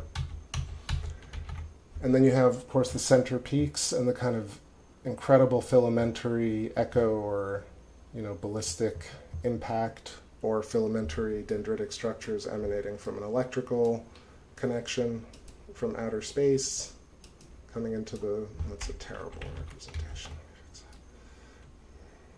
So giant cosmic lightning bolt creating a boil, or like basically an intense pressure point, just something that I would imagine the way Andrew Hall explains it is that electricity can actually literally raise land from lowland to highland and craft mountains. So almost pulling up land and forcing two pieces of land together to come up. So I imagine that if you had an electrical cosmic lightning bolt, that you'd have something akin to raising a mountain. I'm just thinking out loud. That's one idea. Another idea that I've had is that if you have an electrical discharge, like you've seen in the laboratory with Jacob, or Electric Universe Eyes, or any of the different tests with electrical discharge, this could maybe just be melting the surface, right? And what's happening here, in my opinion, is that, wait, where's the paint program? Okay, so this lightning bolt, right, is actually a counter-rotating cylinder, right? So what's happening is this counter-rotating cylinder that we talked about, counter-rotating cylinder, it's nested counter-rotating cylinders. So it's actually imprinting a hexagon, or a nonagon in this instance. This is how you would get potentially the shape of this geometry via an electric discharge connection and reconnection, or connection and discharge. You'd also get the central peaks, right? And you'd also get the filamentary kind of burnt marks of burning this hot spot and creating all this remnant, because these are dendrites that would be an echo of what's being essentially projected or electrified into the surface, like burning an electrical dendrite into the wood, like we've seen in all those experiments. That's how I'm thinking about it, but omnidirectionally in this case. Again, this also could be an impactor, right? Like, let's say this is an impact crater. There's a lot of, like, I've always thought there's too much order and not enough debris and not enough really, like I would imagine that something the size of Copernicus, which is massive, right? If something that large, I guess it wouldn't be the size of Copernicus, right? Which is like almost 100 kilometers across, I would say. Let's say the impactor was even that small. I would still feel like these structures wouldn't have this kind of shape to it. I feel like you'd have something akin to, something like that. At least once in a while. You get something that was actually erratic, more like, a sonic shock, or like when you're looking at a music visualizer and you have more intensity in one direction, you'd have like a less organized geometric shape. That's just one of my opinions. I've held it for a long time, but I don't know. So impact or electric discharge, but then in the stellar metamorphosis, baking a moon and surface ablation, potentially we have different, maybe this was more of something that came from underneath and raised upwards. And that would also give it time to have this organized geometry, because it would come up with a lot of intensity, with a lot of boundaries. Well, a lot more than that. It would be more like that. I think this is important because visualizing the counter space, or the toroidal shell, the omnidirectional torus on every side, right? The torus just goes all the way around. But if you're looking at it from the top, it makes more sense that there's something fundamentally structured to it. Hey, Astralis Ren, I see you in the chat. Oh, we've been here for a while. Yeah, I've been going for a bit, but I still got some more, because we got the views, and we're talking about some interesting stuff. Yeah, so Copernicus, very fascinating. Then you have this really neat feature underneath. Actually, what am I talking about? This feature underneath. Actually, this crater, which doesn't look very detailed tonight, that's Eratosthenes, right? That's the one we were looking at with the little triangular centripedes, little T3RB action. But because of the relief, we're not seeing that kind of detail. But but the underlying structure underneath Eratosthenes, right, has this kind of shape to it. We also have the sideways shaped skull. You see these two eyes and a nose and a mouth and the hair and the ear. You see that? Mine's much more friendly than that cat.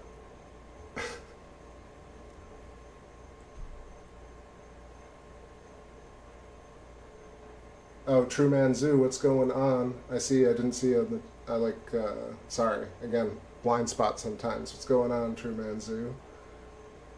Yeah, it's a bit of a skull in there, right? There's so many faces, right? I'm only seeing a few right now, but that was one. Where is it? So, let me undo that. So we're going to look at Kepler. I'm going a little quicker because of the cloud situation, so just make sure we get to see everything. Alright, Kepler, Johannes Kepler, and let's shout out Somnium. I don't know if y'all remember, but Somnium, the Dream, written by Johannes Kepler, actually completed by his nephew and some of his family after he died. And Somnium is all about, visiting Tycho Brahe and then doing this whole thing where they travel to the moon and they talk about the vulva.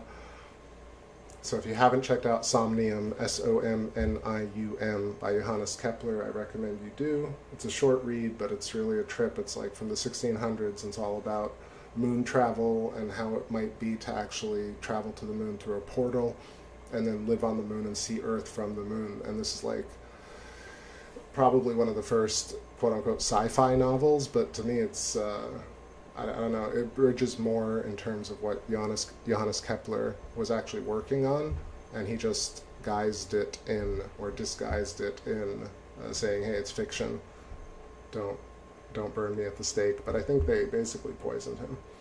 Anyway, Johannes Kepler, same sitch, right? So we've got, it's hard to see here, but I think if we could zoom in more, you'd see 1, 2, 3, 4, 5, 6, 7, maybe a septagon.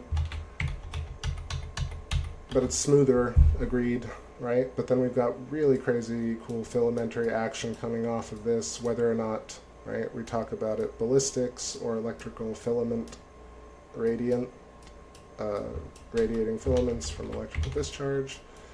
Looking great, but I think what's curious, let's talk about a curious part here, which is, oh goodness, is that little thing, every time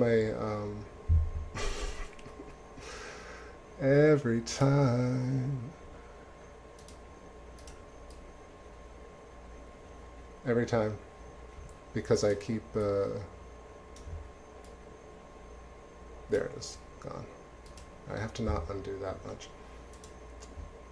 Yeah, so the underlying feature beneath Kepler, or behind Kepler, this diamond, echoes of Aristarchus, right?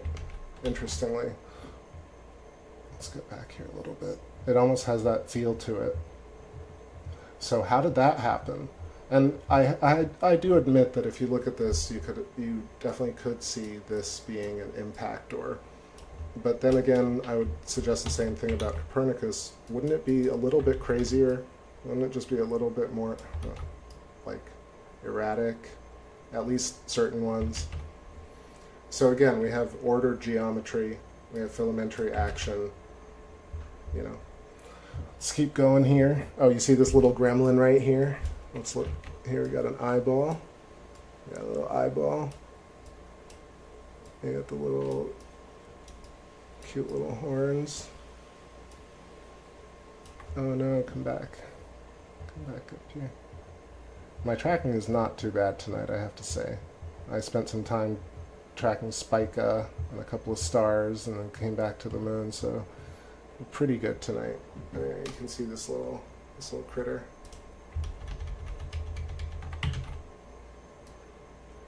What up, little critter peeking at us? Alright, let's keep moving here. We also got Michael Jackson, I think.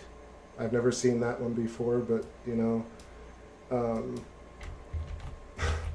I don't know why it feels like that, but this is the white hat. I don't know if y'all are going to see it, but I think let's center it for a second. Whatever MJ did, he had a couple or more than a couple of great albums. So it's that pose from that Moonwalker game. The hat, the hand, the body. I'm doing such a poor job of this, but something like that. And body. Y'all are seeing that. Yeah, hard to sketch that one. It also looks like a kraken, a little bit like Davy Jones, right? If we look at it, we got the eyes, the nose, and the tusks right there. All right, just playing around. And a hat between the horns, you saw that? Yeah. All right, so that's Kepler and other pareidolia. Let's move on to Aristarchus once again, since that was the ultimate destination. Here we go, crazy Aristarchus. I mean, seriously, what the heck? Like, how crazy is Aristarchus? That we just get to like it. We like it, and then we like it. That we get to see Aristarchus just like this. Incredible. Alright, let's get in here. Boom!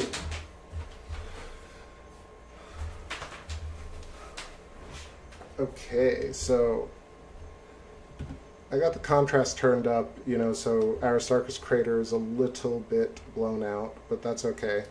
So we can see a bit more of the shape right here. Again, so interesting that it's this shape, Aristarchus crater. Now, same thing, impactor, like what kind of impact created this particular feature? It just doesn't, like, again, it's easy to sound conspiratorial or say, oh, I don't believe, you know, contemporary thinking or popular thinking, but if you really try and consider what this would look like with an impactor, it just doesn't feel right. But you do look at this type of structure, the snaking rill, Schroeder's Valley, and then this kind of bifurcation.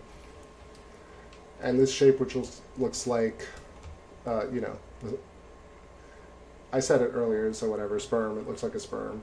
And it also looks like an electric conductor, like almost like something you would plug in. So there's signs of electricity here and structured geometry, craters on the corners of larger structures, right? And really no actual explanation for why this has occurred.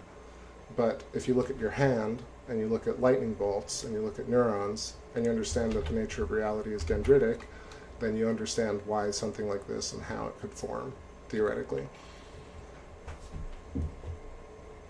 So maybe we can zoom in just a touch more here and actually try and get some internal shots of Aristarchus crater.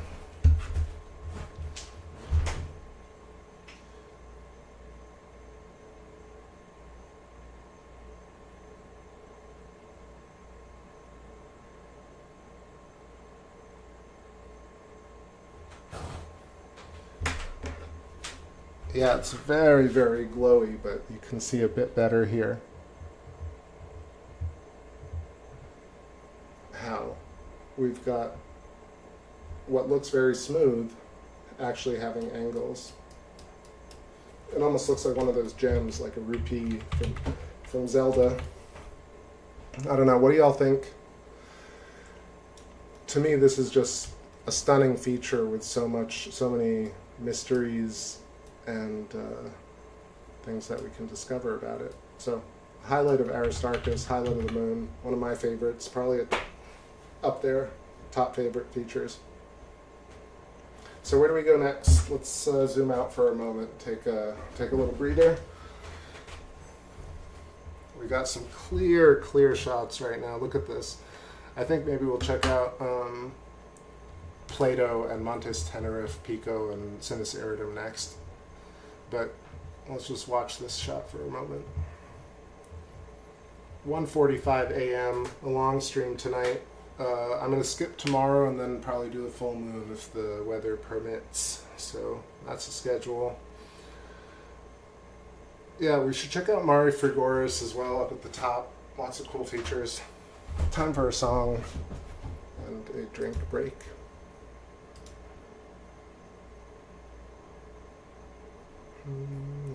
What's next?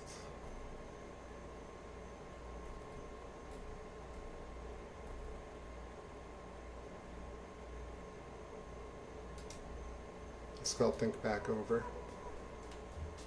Back in a few. When I think back over your eyes, you're a cornerstone. When I think back over your smile, you're my comfort zone. When I'm in your field, so when I'm in your presence, so when I'm in your field, so no one like you, no two like you and me. Out by the stars, a sun for you to see. No one like you, no two like you and me. But I feel your soul, love sees beyond. I never thought to control your heart. Electric lifeline, a chain of stars. So I'll be whatever you want. So whenever you can, die whenever you go with me. And whatever you say is slow, whatever you come find, whatever you hide. See what is most to be seen and wasted forever. Oh,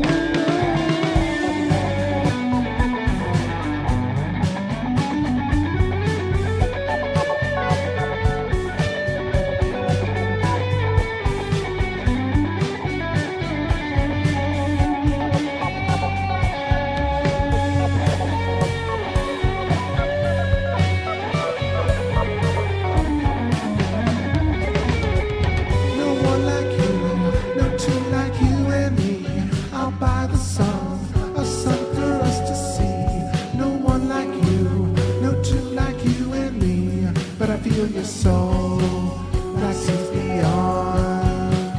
I never thought to control your heart. It's another lifetime, like chains and stars.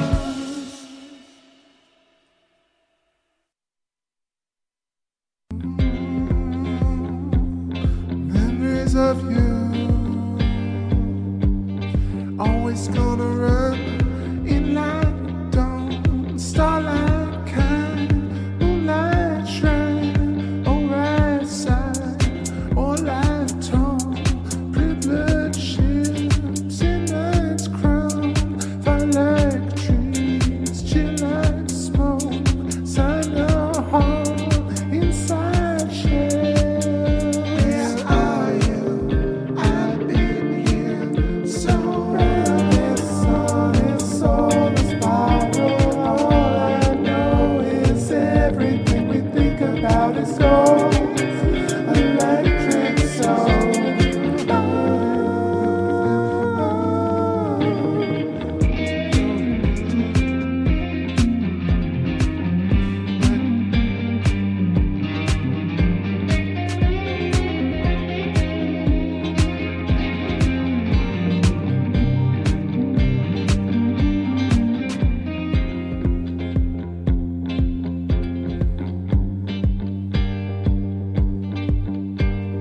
Every life you come along, locking right in. Oh, every night it comes about, knocking right in. Oh, every life you come along, we'll fit right in. What you say to life completed, don't you sound conceited. This soul is borrowed. All I know is everything we think about is life completed. I know I sound conceited.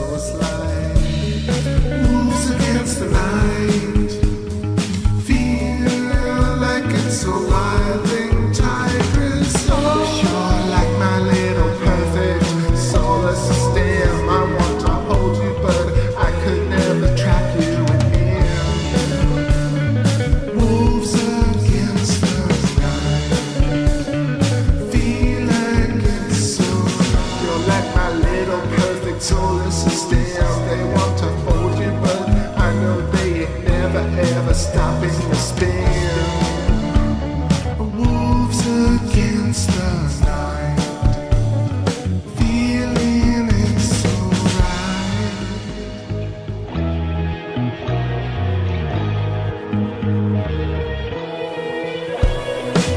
We were the seekers and the numbers like what you do.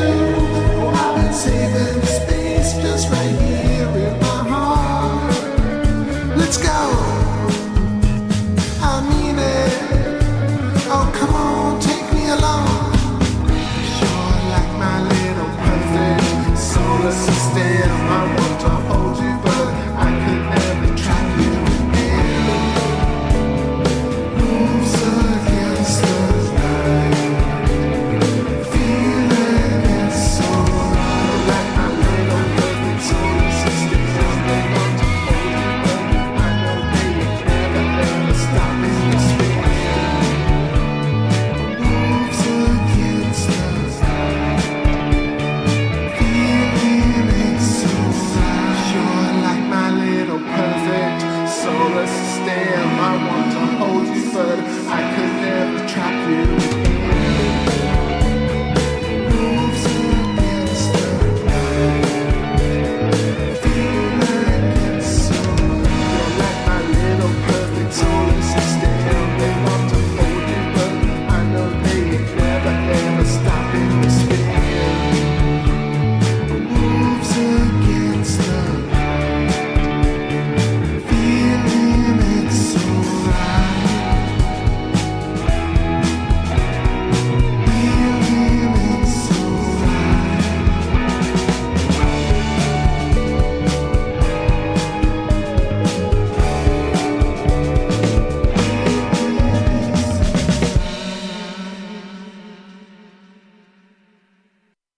Light up that winter bread, black iron wants to be red.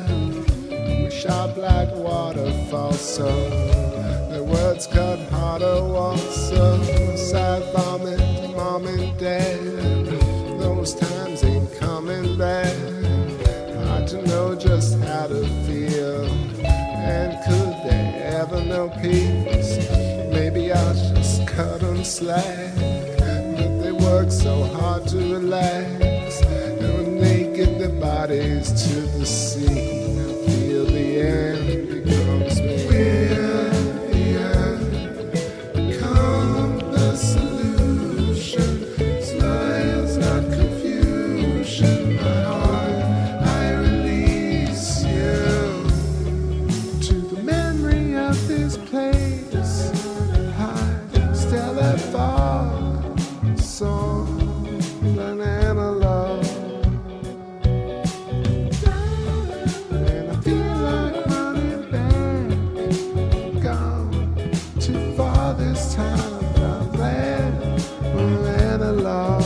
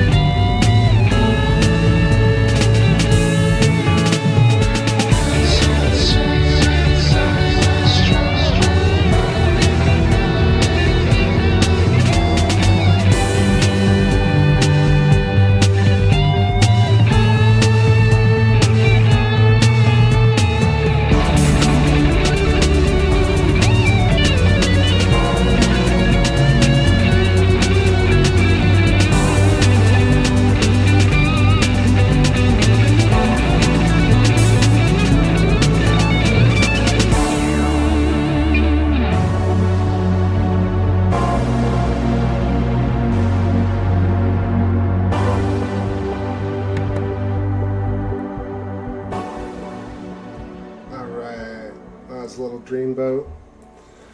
So let's start heading home, y'all. I think I'm gonna switch it up now to the wide shot so we can see the full moon, or mostly, I mean the full shot of the moon.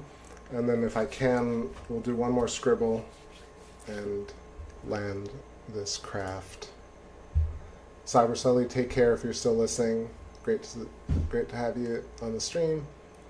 Auntie Queenie, love the comments. Thank you so much. I'm glad you're observing the moon yourself, and whoever else is as well. Astralis says, never get bored looking at the moon. Me neither. So let's do this thing. We'll keep going with Feel For You, and I'm going to switch up the lens here.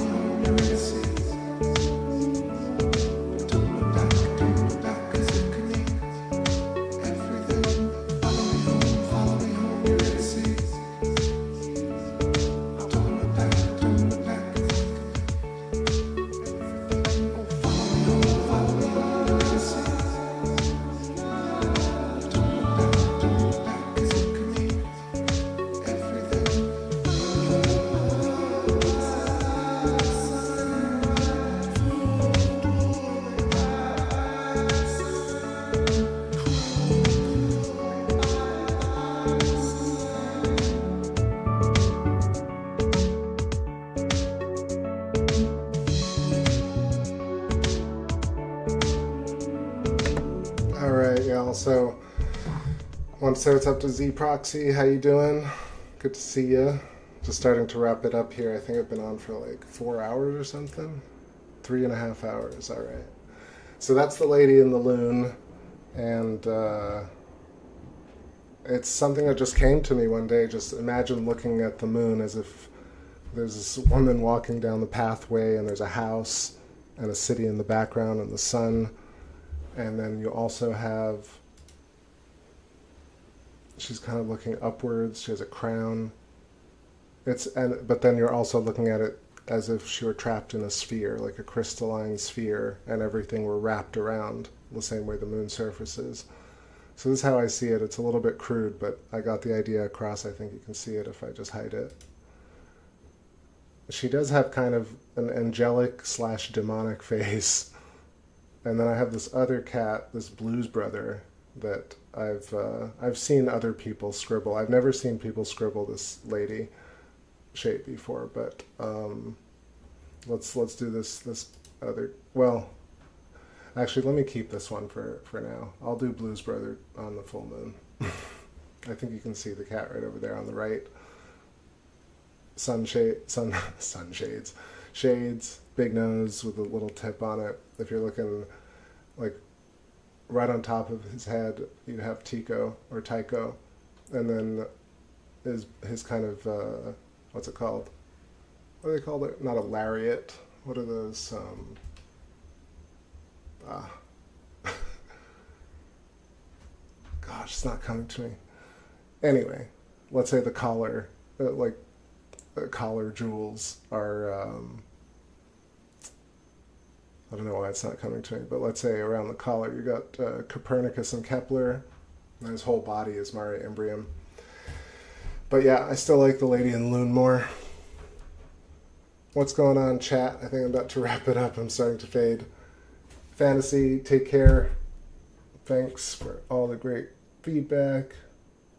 Says also, thank you for sharing all these years. You don't know how many times I've been in the dumps. And then you go live and it changes my mood instantly. That's how it is for me too, man. So I appreciate you saying that. It means a lot to me. And hanging out with y'all is just like completely stepping off of Earth. We get to do it together. And it lasts. The high lasts for a few days at least. So yeah, the schedule is I'm going to probably skip tomorrow unless it's I'm just going to skip tomorrow just to take the rest, and then I'll see y'all for the full moon. I kind of don't want to go because Luna's looking amazing, but I think I'm going to let her drift, let her go.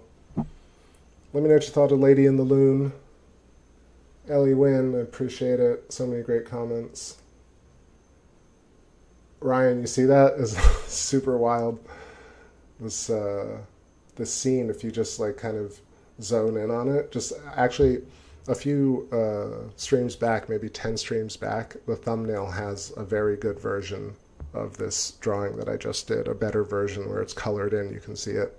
If you check the channel, you can kind of grab that thumbnail. So yeah, everyone have an amazing night, the rest of your night or day. Shout outs to everybody who missed the stream tonight. If you're catching this tomorrow, NGC and everyone, Migs. Oh, Migs was here tonight, right? I don't know, but NGC and everyone else. You know who I hadn't shouted out in a while, if he's still listening or just lurking? Dr. Ayad Hassan Kamel. I thought of him the other day. Don't know why, but Dr. Ayad, hope you're doing well if you hear the stream. And yeah, just a reminder to check out Jeffrey Walensky, Stellar Metamorphosis. I mean, just at least give it a whirl, send it around. And yeah, I think it's such an important piece of the puzzle. And even if it's ultimately not exactly right, just thinking about it like that is such an amazing idea to think about Jupiter cooking a potential Earth at its core. Same thing with Uranus and Neptune turning into Earths. It's just like such a great idea. So I think we can't ignore that. Z-Proxy says, serious 120 FPS. It's always in the back of my mind. One day you'll be surprised. Right, Auntie? It's crazy. I'll put up the image one more time here. Like I said, sometimes if you zoom in, it's a little bit like, it's a little demonic, but I got the kind of mild face tonight.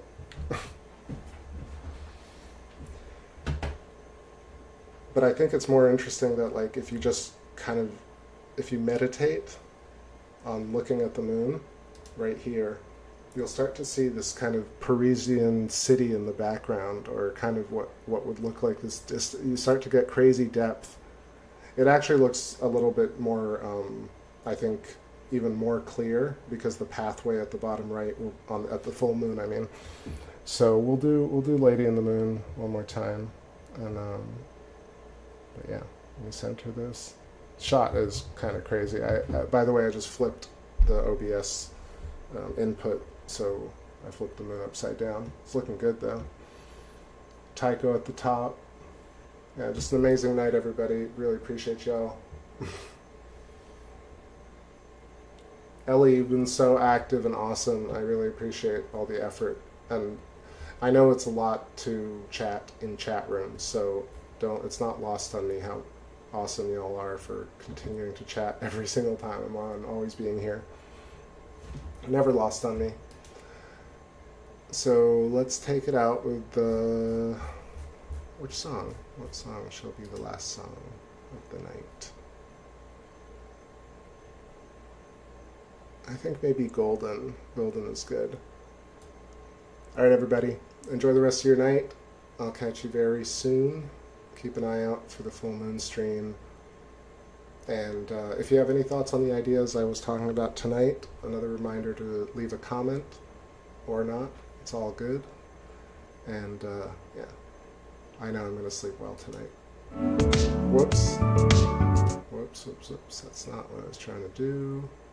That's what I was trying to do. Okay. Alright. That's it for me. Bon nuit, everybody. We're going to let this moon drift and listen to Golden. I'll catch you soon. It's your captain signing off on another Wild Space stream.